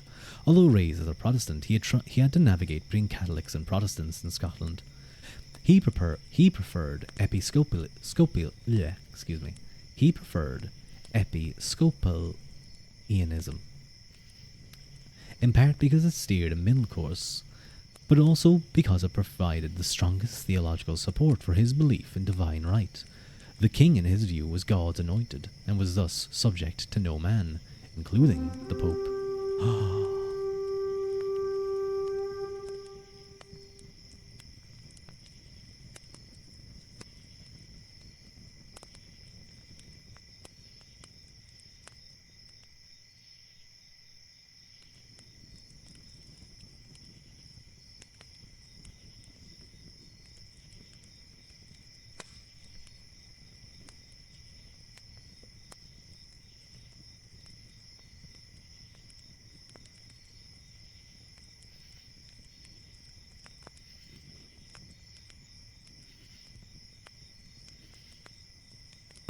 I clicked. I'm so mad. I mute myself. I mute myself when raiders come in and I make a funny joke. Guys, listen to me. I made like the best of jokes. Trust me. Thank you so much, Momochimo. Momochimio, I think is how you pronounce it. I was like going on a joke. I was going on like a joke about how you were like there was a chinchilla scurrying around and you went into my, like, you guys called it a food raid, and I said you went into my food stocks and you were eating everything and there was a cheese wheel involved. Oh, it was so funny, and like it's so over now. It's so over. Feel free to call you Momo. But there's also a VTuber called Momomo who's a tentacle guy. He has tentacles for hair, and I also call him Momo. But I also sometimes call him Momo. So you kind of just have to say Momomo like 50 times. Um, I'll also call you Momo, and if I ever see you with like tentacle hair, I'll just get very confused. But welcome in. Thank you so much for the raid. Hang on, let me shout out. I need to set this up to do this automatically. Let's be honest. I'm just very lazy. Oh god, what have I done?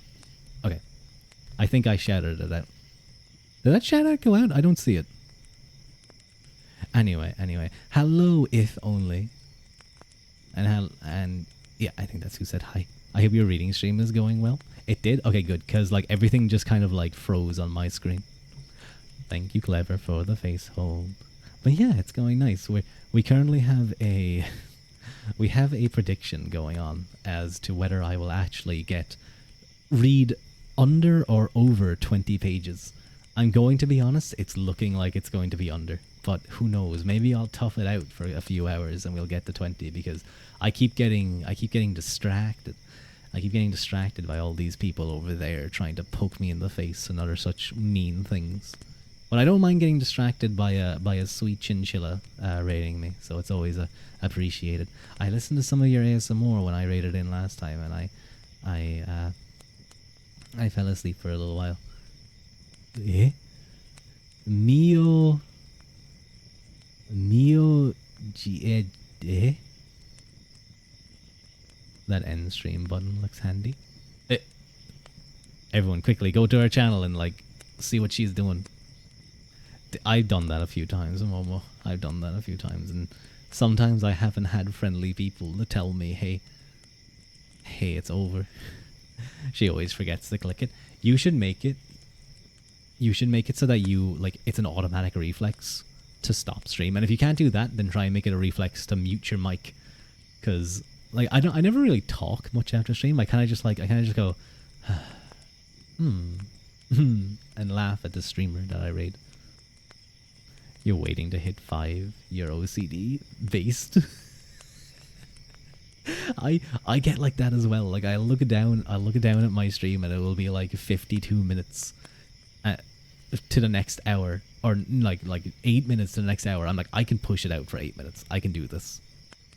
The other person can wait. I can hold out, and then I'll just talk about the most boring things. But how was your stream, Momo? What were you up to? What were you doing? I'm guessing you were doing some ASMR. I just realized I forgot to introduce myself. Hello everyone, my name is Ruadh Uaquilta. I am a half-human, half-Tuatha. That's the god peoples of Ireland who lived here before the Gaels arrived, the Milesians. I do a lot of reading streams. This is currently the 5th one of this particular book, both because it's a big book and because I keep getting rudely interrupted by my many good viewers and friends poking me. I also try and do gaming streams and things like that, and I want to go to do some more traditional ASMR. I may even move over to that in a little while. It was good. You played a visual game today. I played a visual game before, actually. I played what's the actual name of it? It was all to do with you're raising your daughter. It's really cute. Volcano Princess, that was it. Volcano Princess. And you're raising your daughter, and then you take control of your daughter, but you're still kind of like looking after her, and then you get like an ending. It's really cute. It's really cute. And all the people you meet. You know that one? I thought it was super cute to play. I was like, most of that stream was just me going, oh, so cute. And then getting like, anytime like any of the boys spoke to her, I was like, what are you doing? What are you doing? But like there was some sweet ones there. There were some sweet ones, so I was okay with that. The cute Saoirse. We named my daughter Saoirse, which I is one of my favorite names, I have to say. Your model is so cool. The voice is perfect for reading. Thank you so much, Momo. Very, very appreciated. Maybe you should try. I think you should. It is a bit of a long game, but I think like by the time like you're meant to play it loads and get all the endings, so I'm guessing you're meant to like fly through it after a while. But I think there's just a lot of very cute things in the game that's just that's literally all I can call it, is very cute. There were some things that I never did. Like I never did the horse racing. I just didn't care. I just focused on. There was the part of the whole working in a bathhouse part, and then there's like darkness that you can accrue. It makes sense. Don't worry. Okay, okay. Well, Momo, I'm going to get back to reading. If you need to do some after stream care, such as eating or food, exactly as you were typing it out, you will lurk for support. Thank you, Momomo. Have some nice, I don't know, tea maybe or something, and get cozy. Thank you again for the raid. You will jump on the boys for Saoirse. Good job, Haru. I'm glad you're protecting my daughter. Remember, between their legs is their weak point.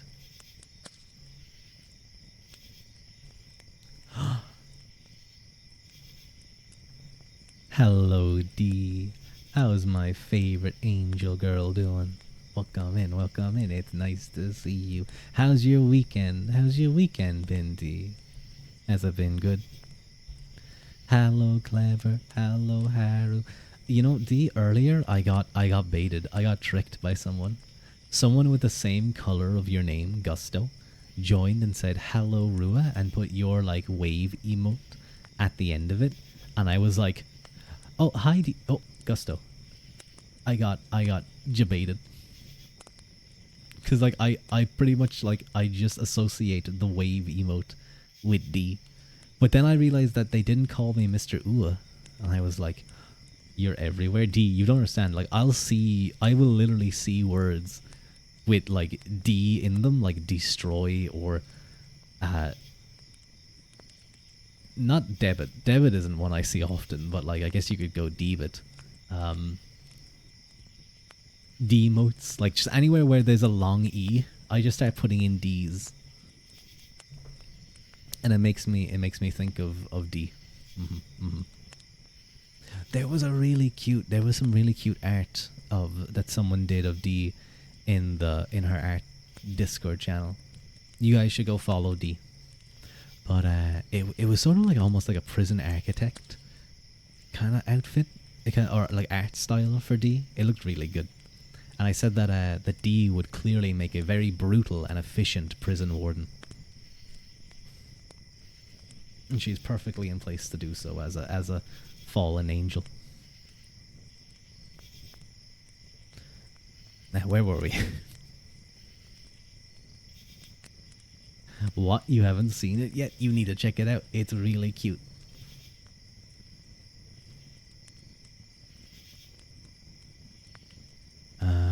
Where? Oh yes, we're actually on the next pages. The Calvinists demanded the suppression of Catholicism, but James continued Elizabeth's policy of toleration, although with greater difficulty after 1605, when the Gunpowder Plot rekindled the Protestant fears. Calvinists, however, were not alone in seeking reform. The Arminians, too, were gaining ground, especially in the universities. One of the king's closest advisers, the Arminian William Laud, attacked Calvinism in 1615. The struggle between the two groups continued for the next decade and mirrored the similar struggle in Holland. Laud's influence gave the Arminians the upper hand, and Calvinism was outlawed at Oxford in 1626 and at Cambridge in 1632. In the interim, the dispute became so disruptive that in 1628 the king banned all debates between the two groups. The outcome in England was the reverse of Holland, where Arminianism was condemned at the Synod of Dort in 1619. As a result, many Calvinists left England for Holland or the New World, or joined one of the new non-conforming sects. Many nonconformists were convinced that the institutionalization of Arminianism was only a preparation for popery. Even moderate Calvinists saw Arminianism as a form of philosophical skepticism, and thus as an extension of the humanism of More and Erasmus that had characterized English Catholicism in the preceding century. Calvinism Calvinists were somewhat mollified by the marriage of the king's daughter Elizabeth to the Protestant elector of the Palatinate in 1613, but they were furious with his attempt to marry his son Charles to a Catholic Spanish princess, and only somewhat less angry when he instead married him to the Catholic sister of the King of France. You're going to head out. Take care. Take care, Tony. Thank you so much for showing up. It's always nice to see you.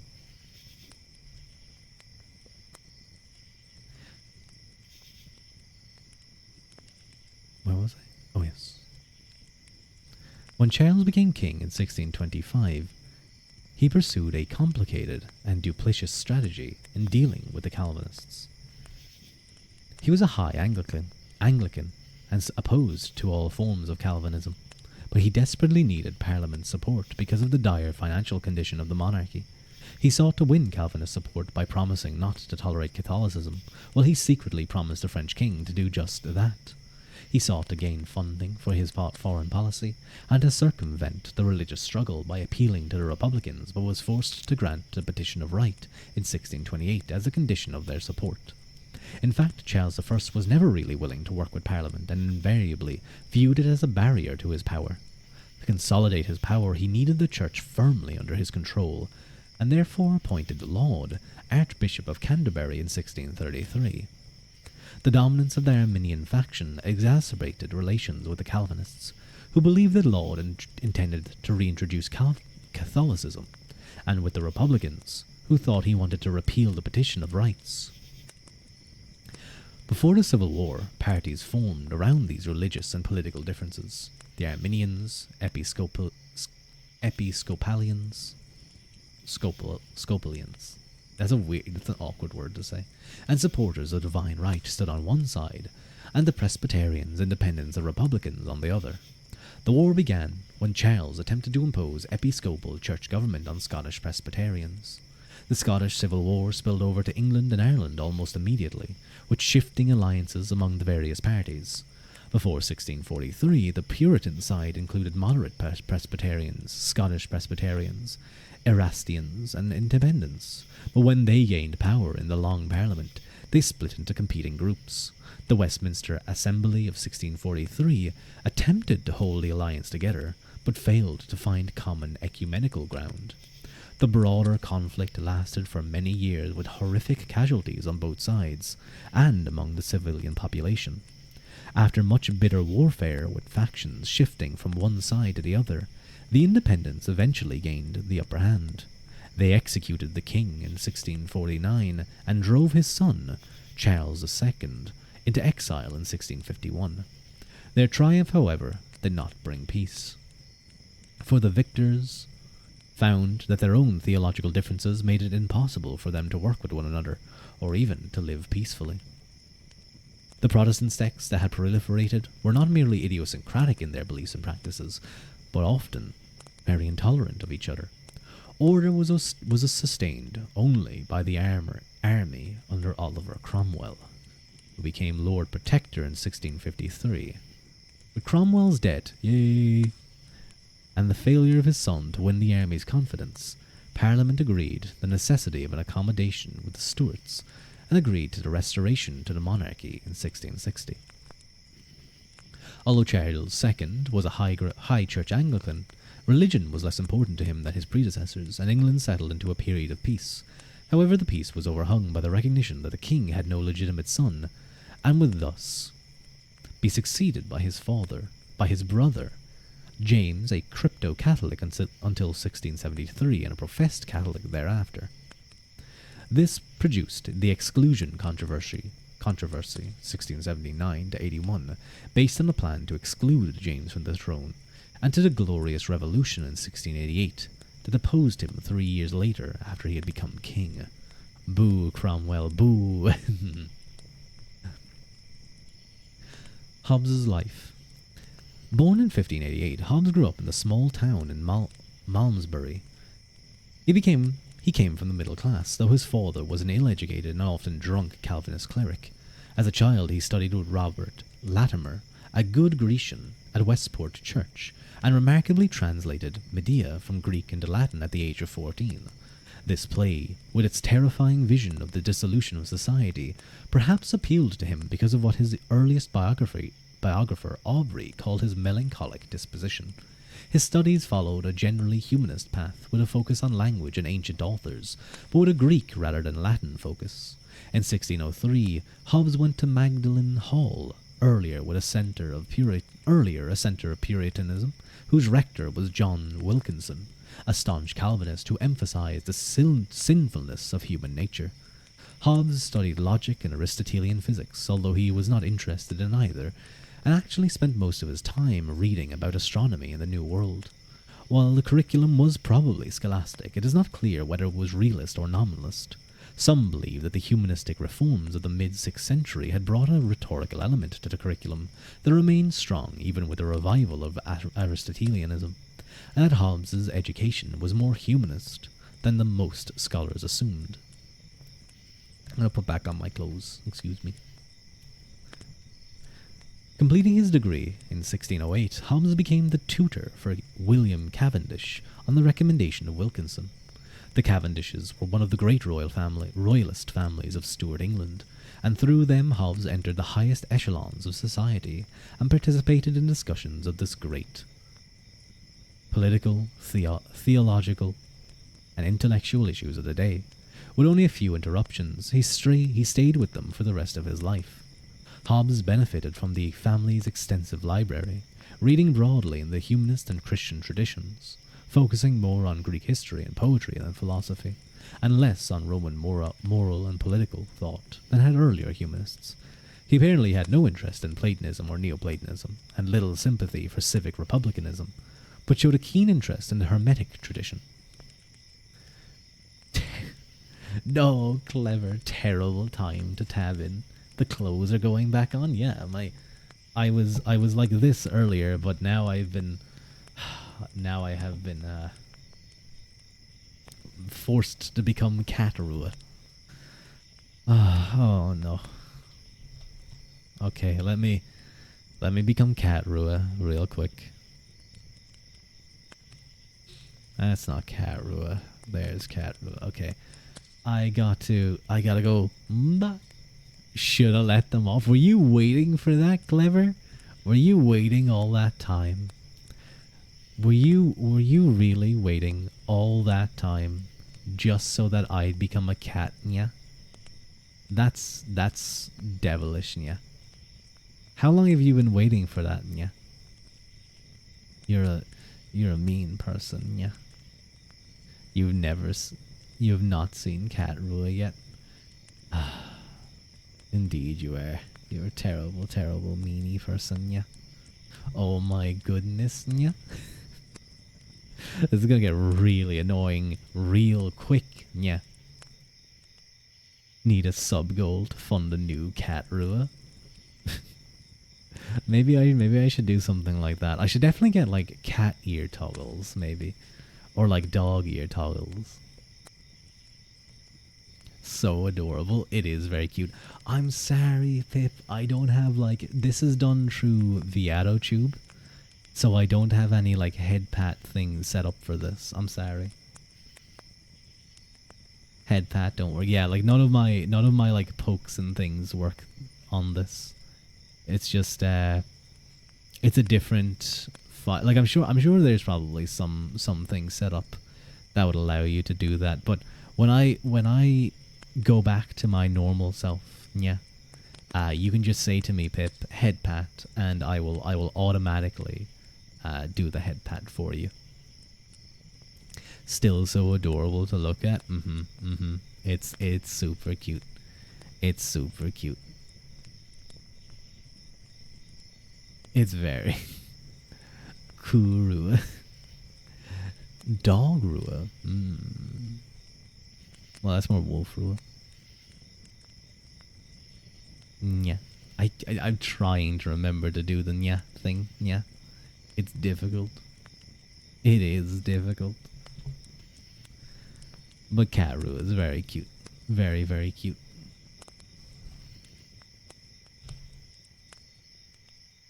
Wait, what did I just do? Excuse me a moment. I'm just looking for something. Um,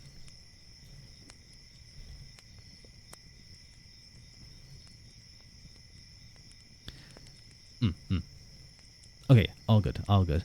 But yeah, it's a very cute, little thing to have. I like it. Yeah.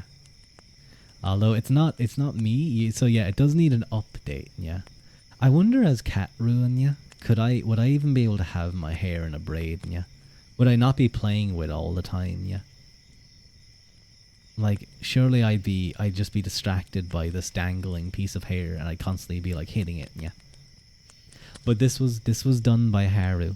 This was made by Haru. Isn't it cute? Oh, I managed to catch that an ad would be started. That's not happening. But Haru did a great little job on this. Where's the tail? Cat Ruin needs a tail. There's only this. There's only this. I'm sorry. If I go any higher, you'll see nothing. You'll see that I'm like bodiless. A tail would be cute, like one of those like kind of big long ones, not like super bushy, because tail cats shouldn't be like big and bushy. They should be kind of like long, and they kind of just float in the air. Maid bringing a cat into master's home. Tusk tusk. I think she turned me into a kitty. Kitty Rua. You now get to be read philosophy and history by a cat.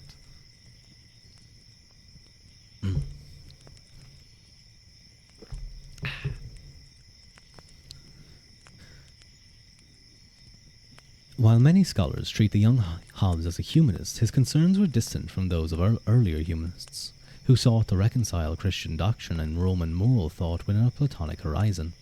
Hobbes insisted that Roman moral and political philosophy was pernicious, and that Platonism was demonic and anti-Christian. In this respect, he was closer to Luther than to Petrarch and Ficino, or even to Erasmus and More. William Cavendish was only slightly younger than Hobbes, and as a result Hobbes was a more companion than tutor. They toured the continent from 1614 to 1615. During this trip, Hobbes saw Catholicism at first hand, and he became convinced that it had been corrupted by paganism. In one of his earliest essays, he argued that the ambition of the bishops in Rome had subverted the empire, and that their sumptuousness and pride continued to corrupt Catholic doctrine and practice. During this time, in Italy, he may have heard or met Paolo Sarpi, the nominalist and materialist whom David Wotan had called the only admitted atheist of his age. During this trip, Hobbes became more interested in Roman historical writing. According to Aubrey, he bought Julius Caesar's Gallic Wars, and he read Tacitus's account of the Catiline conspiracy, which was the topic of another early essay. He showed some admiration for Brutus and Cassius, but he had little sympathy for democracy and republicanism, and continued to stress the importance of the sovereign's monopoly of force and the dangers of anarchy and civil war. During this period, he also became acquainted with the work of Bacon, and came into contact with the Lord Chancellor, perhaps as early as 1615, and no later than 1620, when he served briefly as Bacon's amanuensis and translated some of his essays into Latin. The extent of Bacon's influence on Hobbes is much debated. Most believe it was minimal, since Hobbes did not like Bacon personally and rejected his empiricism and inductive method. However, there are reasons to doubt this conclusion. First, Aubrey tells us that Bacon liked Hobbes best of all his secretaries because he understood what Bacon was talking about. Hobbes must have entered deeply into Bacon's thoughts to have so impressed the astute Lord Chancellor. And also, like Bacon, he was a nominalist, and he adopted Bacon's notion that science must be practical rather than theoretical. He also shared Bacon's core notion that knowledge is power. All this suggests that Bacon was more important for Hobbes than is generally assumed. Moreover, a recent discovery further supports this view. In their investigation of the authorship of Bacon's works, Noel Reynolds and John Hilton found that in all likelihood, a major portion of the New Atlantis was identifiably Hobbesian. What's this? Amencius, nya. Don't make me say nya. Fine, fine. I'm going to try this at the end of every sentence, and it's going to be terrible. I'm going to try for like a minute. Maybe like half the page. They do not suggest that Hobbes was the author of this work, which was found among Bacon's papers, but they do believe that he played some substantial role in its composition. Yeah. Bacon often had his secretaries write up his ideas. Yeah. How great a role they played probably depended a great deal on their ability. Yeah.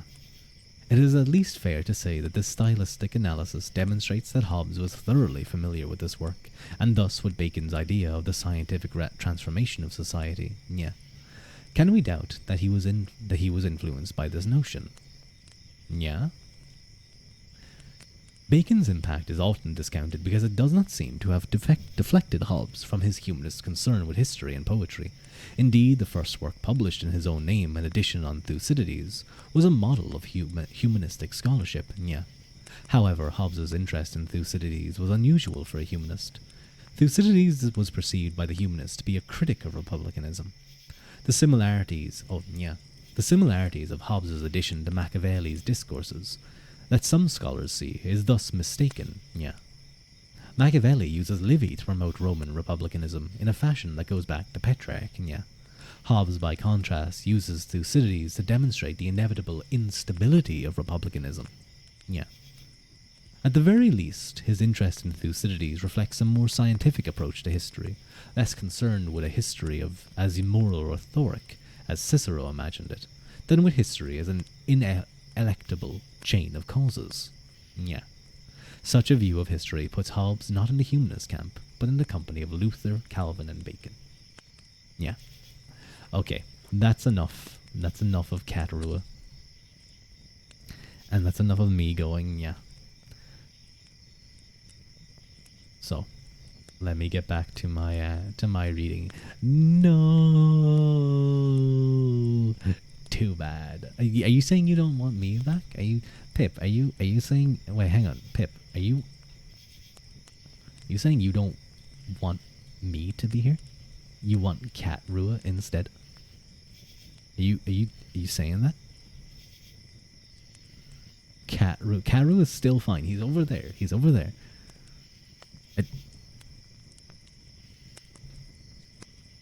Okay, I'm comfy now. I'm comfy now. Thank you for the face hold. I'm happy now. I'm no longer full angry. I'll step back. That's a badass cloak. Thank you so much, Kurosagami Lucas. Long name. Wait, hang on. There we go. Perfect. Thank you. My mama designed this. We were trying to work out some stuff, and she cooked, might I say. There. Thank you, Claire. There. Thank you, Claire. It's like a rhyme. There. Thank you, Claire. Hello. Just a reminder how much of a lovely person you all are. Thank you for your hard work and existing. Talented streamer. Bye. You want Cat Rua? No. He has to go skulk around and grab some like birds. He has to go catch some birds to bring back and feed and have food. But thank you, Mel, for the message. Very sweet of you. I think that goes for everyone here. Everyone's working hard, trying their best.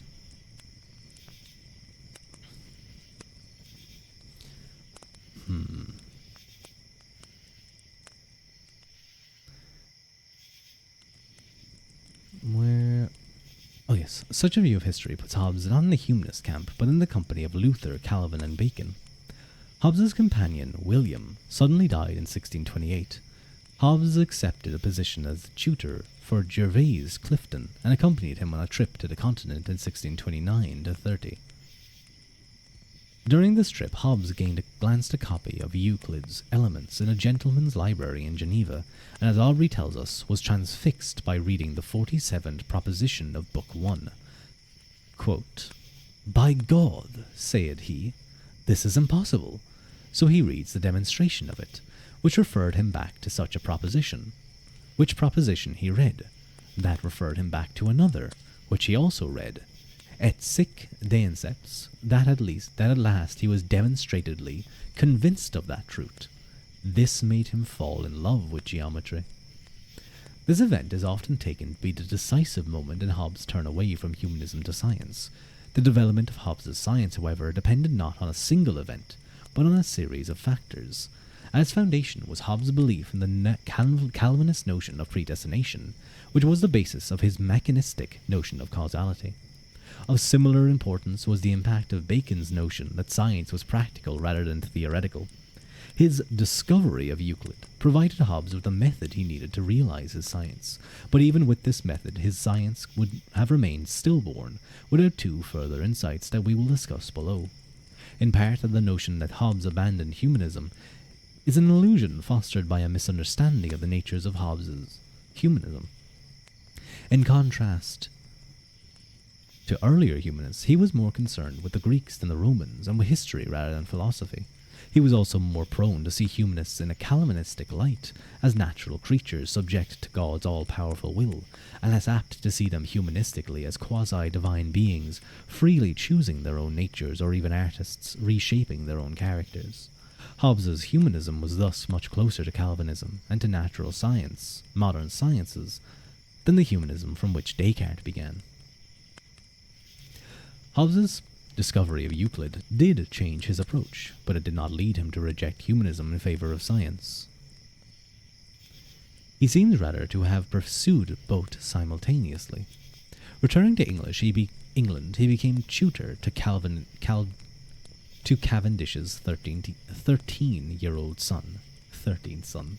Actually, I wouldn't be surprised. They had a lot of children back then. Geometry, your beloved. I was okay at geometry, but it's not an area that I'm like super knowledgeable on, and I won't even pretend to be. But I do know some people who are very good at maths, and like they love that shit. They love it. They love it so much. They translated and summarized Aristotle's rhetoric, certainly an archetypical activity by humanist standards. Hobbes also expanded his scientific studies and had greater contact with the Walbach Cavendishes, including the Earl of Newcastle, his brother Sir Charles Cavendish, and their chaplain Robert Payne, who were deeply interested in Galileo and the new science. Hello, Raven. How you doing? You hate math, especially algebra too. They made a sequel to algebra? My god. You weren't even super into math, but turns out that getting into graphics programming is an excellent motivator for learning it. No, don't hit me with a wrench, Clever. I'm just making a joke. No, don't beat me.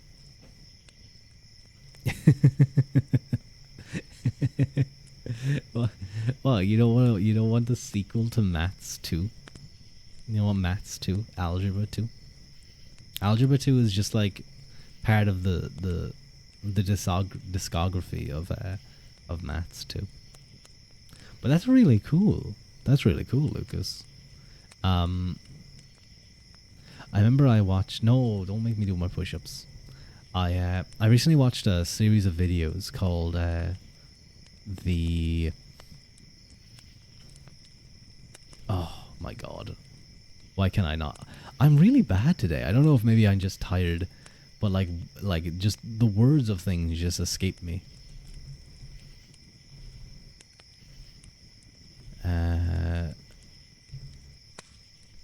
Oh my god. I'm completely blanking on what it was called. Let me go back through my YouTube history. The oldest view, that was it. Twitch itself is having a bad day too. Oh no. I'm sure it's doing okay. English is more of your forte. It always has been. I know people who are like, it is weird how people just are can be very poor in different subjects, but then like their right subject is just they're just geniuses at it. YouTube was tripping over itself earlier. Well, maybe I'm like an electrical application like or an internet application like them, so I'm slow. If Google is down as well, maybe my brain runs on Google, and that's what's happening here. But the oldest view, it's a really interesting and well done like CGI story, I guess. A guy basically finds a thing in the forest and he goes down into it, and it's actually like at times it's just so like the graphical detail and the level of quality in it. At times it's like, oh, this is hard to realize that this is not real life because of how well made it is. I won't spoil it because I definitely recommend everyone go watch it, but it is a little scary. There are times when you can definitely see that it's made in like some kind of CGI, but it's super impressive. Your only good subject is sleeping. That's also an important subject. Don't you put down sleeping, Claire. I don't think you were. But don't put yourself down because your only good subject is sleeping. Sleeping is very important. Many people don't get enough sleep. Put you in an English class and you'll excel. Been trying to hit the follow button for like 10 minutes so you can find your way back later, but it's broken. No. What? That's not fair. Twitch, why would you do this to me? What was it called? It's called the one or the the one below, wasn't it? Or the what? See what I mean? See the way how my brain is just like tired. It was the view below, or no, sorry, not the view below. The oldest view. Not the one below. The one below I think is something else. I think I'm just like, I think what's happened is I'm thinking of like two different things. But yes, the oldest view is what it is. My apologies. What I will do very quickly though is you can follow me on Twitter if you would like, or you can join my Discord, and then you'll be able to keep track of like when I go live. But thank you for trying to follow anyway. Hopefully Twitch allows you to in a little while. TikTok goes away tomorrow and you're happy.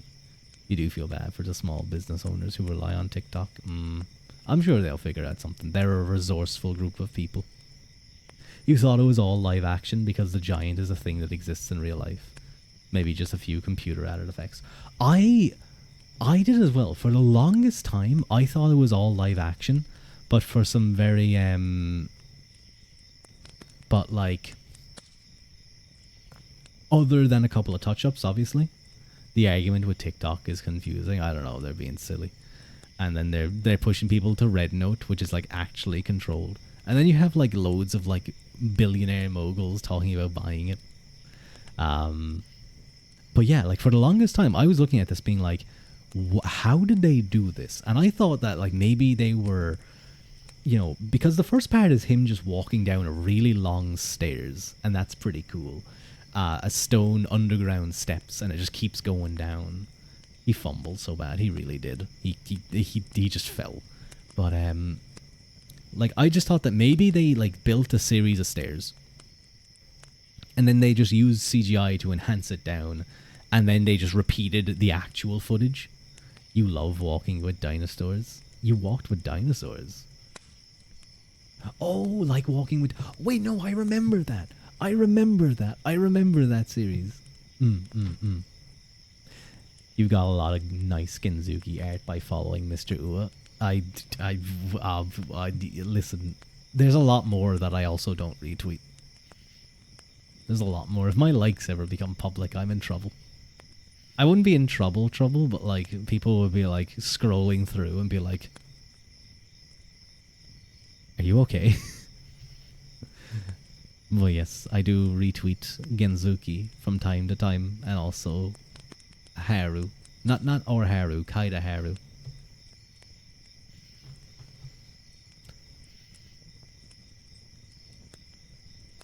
Have you seen Stalker, the Russian movie? I haven't actually seen the movie, no. I do know of the games. I don't know if that. I assume that's based on the games. Well, I should watch that. I should watch that. I'm not a big horror person though. Like I was watching the Oldest View, and as I was watching it, I constantly, because of how good of a job it was doing at making me feel unnerved, I constantly had to tell myself, this is computer generated, this is like made in some software, relax, don't worry. And I was like trying to catch things that like looked a little bit off to try and calm my nerves. I should play a horror game sometime.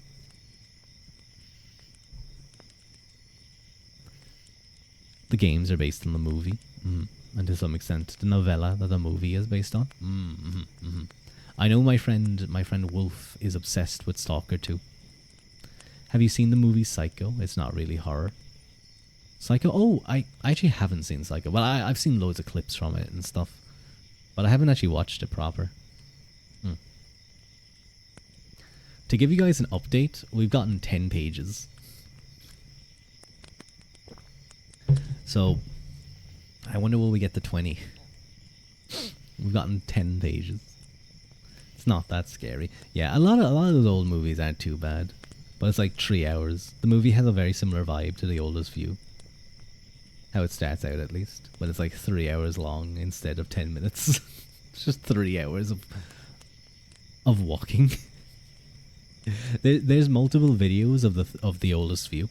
And the main one is about 30 minutes, I think. About maybe 30, 40. It's really well done, though. I think anyone, especially maybe someone who is into graphical stuff, would be very impressed with the quality of it. But let me continue reading.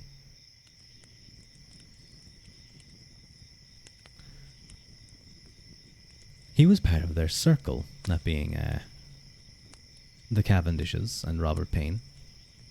In 1630, when the short tract was written, this work, which uses a geometric method to sketch an idea of a philosophical system, has often been attributed to Hobbes, but we now know it was written by Payne. Nonetheless, we know that Hobbes was on intimate terms with Payne, and that this manuscript reflects the developing scientific views of both men. Through his connection with Newcastle, he also became acquainted with members of the great Chew circle of Viscount Falkland, including Chillingsworth, Sheldon, Hyde, and others. While these men had some interest in science, their real concerns was religion and politics. Most were Arminians, and their moral and political ideas were derived from Erasmus, Hooker, and Grotius. They were sympathetic to Scripture, but were convinced, as Chillingsworth put it, that nothing in Scripture contradicted right reason and sense, a position to which Hobbes also subscribed. Hobbes returned to the continent in 1634, and came into contact with Maidorge, Mersenne, and Gassendi. Tuck has argued that his interactions with the Mersenne circle, and through them Descartes, were essential for the development of his science. As we saw in Chapter 3, late 16th century humanism was particularly as exemplified by Montaigne and Charon, called into question the veracity of sensation. Galileo was the first to explain why this was the case, pointing out that heat was not something in nature, but only a perception caused by something we do not experience directly. Gassendi, Descartes, and Hobbes independently came to the conclusion that we only have veridical knowledge of our sense perception, and know the external world only because of the impact of objects on our sense organs that transmit signals to the brain that we interpret as external objects. This notion played a crucial role in the development of Hobbes's science. You just popping away over there, Pip? You just popping? Oh no. I don't know how to deal with these things.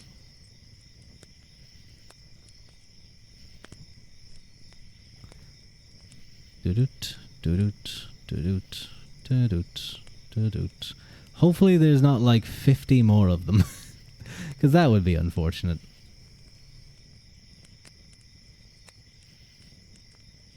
Message deleted, message deleted, message deleted, message deleted, message deleted.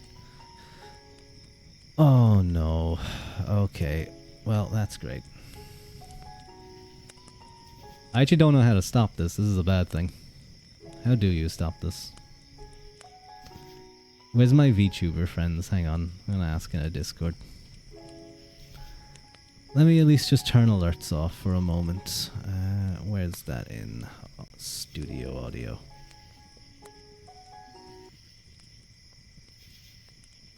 Ah, that's a shame. We were just reading some philosophy. And they decided to just be a little bit mean.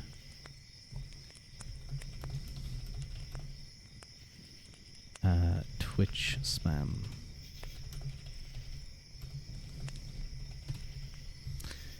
Oh, they presumably mean the follows are working again. Yeah. The issue is that, oh my god. Okay, this is bad because you can get in trouble with Twitch over this if they see your follow count rising rapidly. Because I now have hit 1,000+ follows. I imagine that they have ways to fix this, but D, have you ever come across this? I really hope Twitch doesn't get angry about this. They probably will, and it's still going. Well, that's fun. I'm sure this has happened hundreds of times to people. You've seen a lot of people deal with this. Yeah, usually there's never, but you have Seribot to auto kill them. I don't know how do you stop people from following though? Oh my god, 1600. I'm so popular, guys.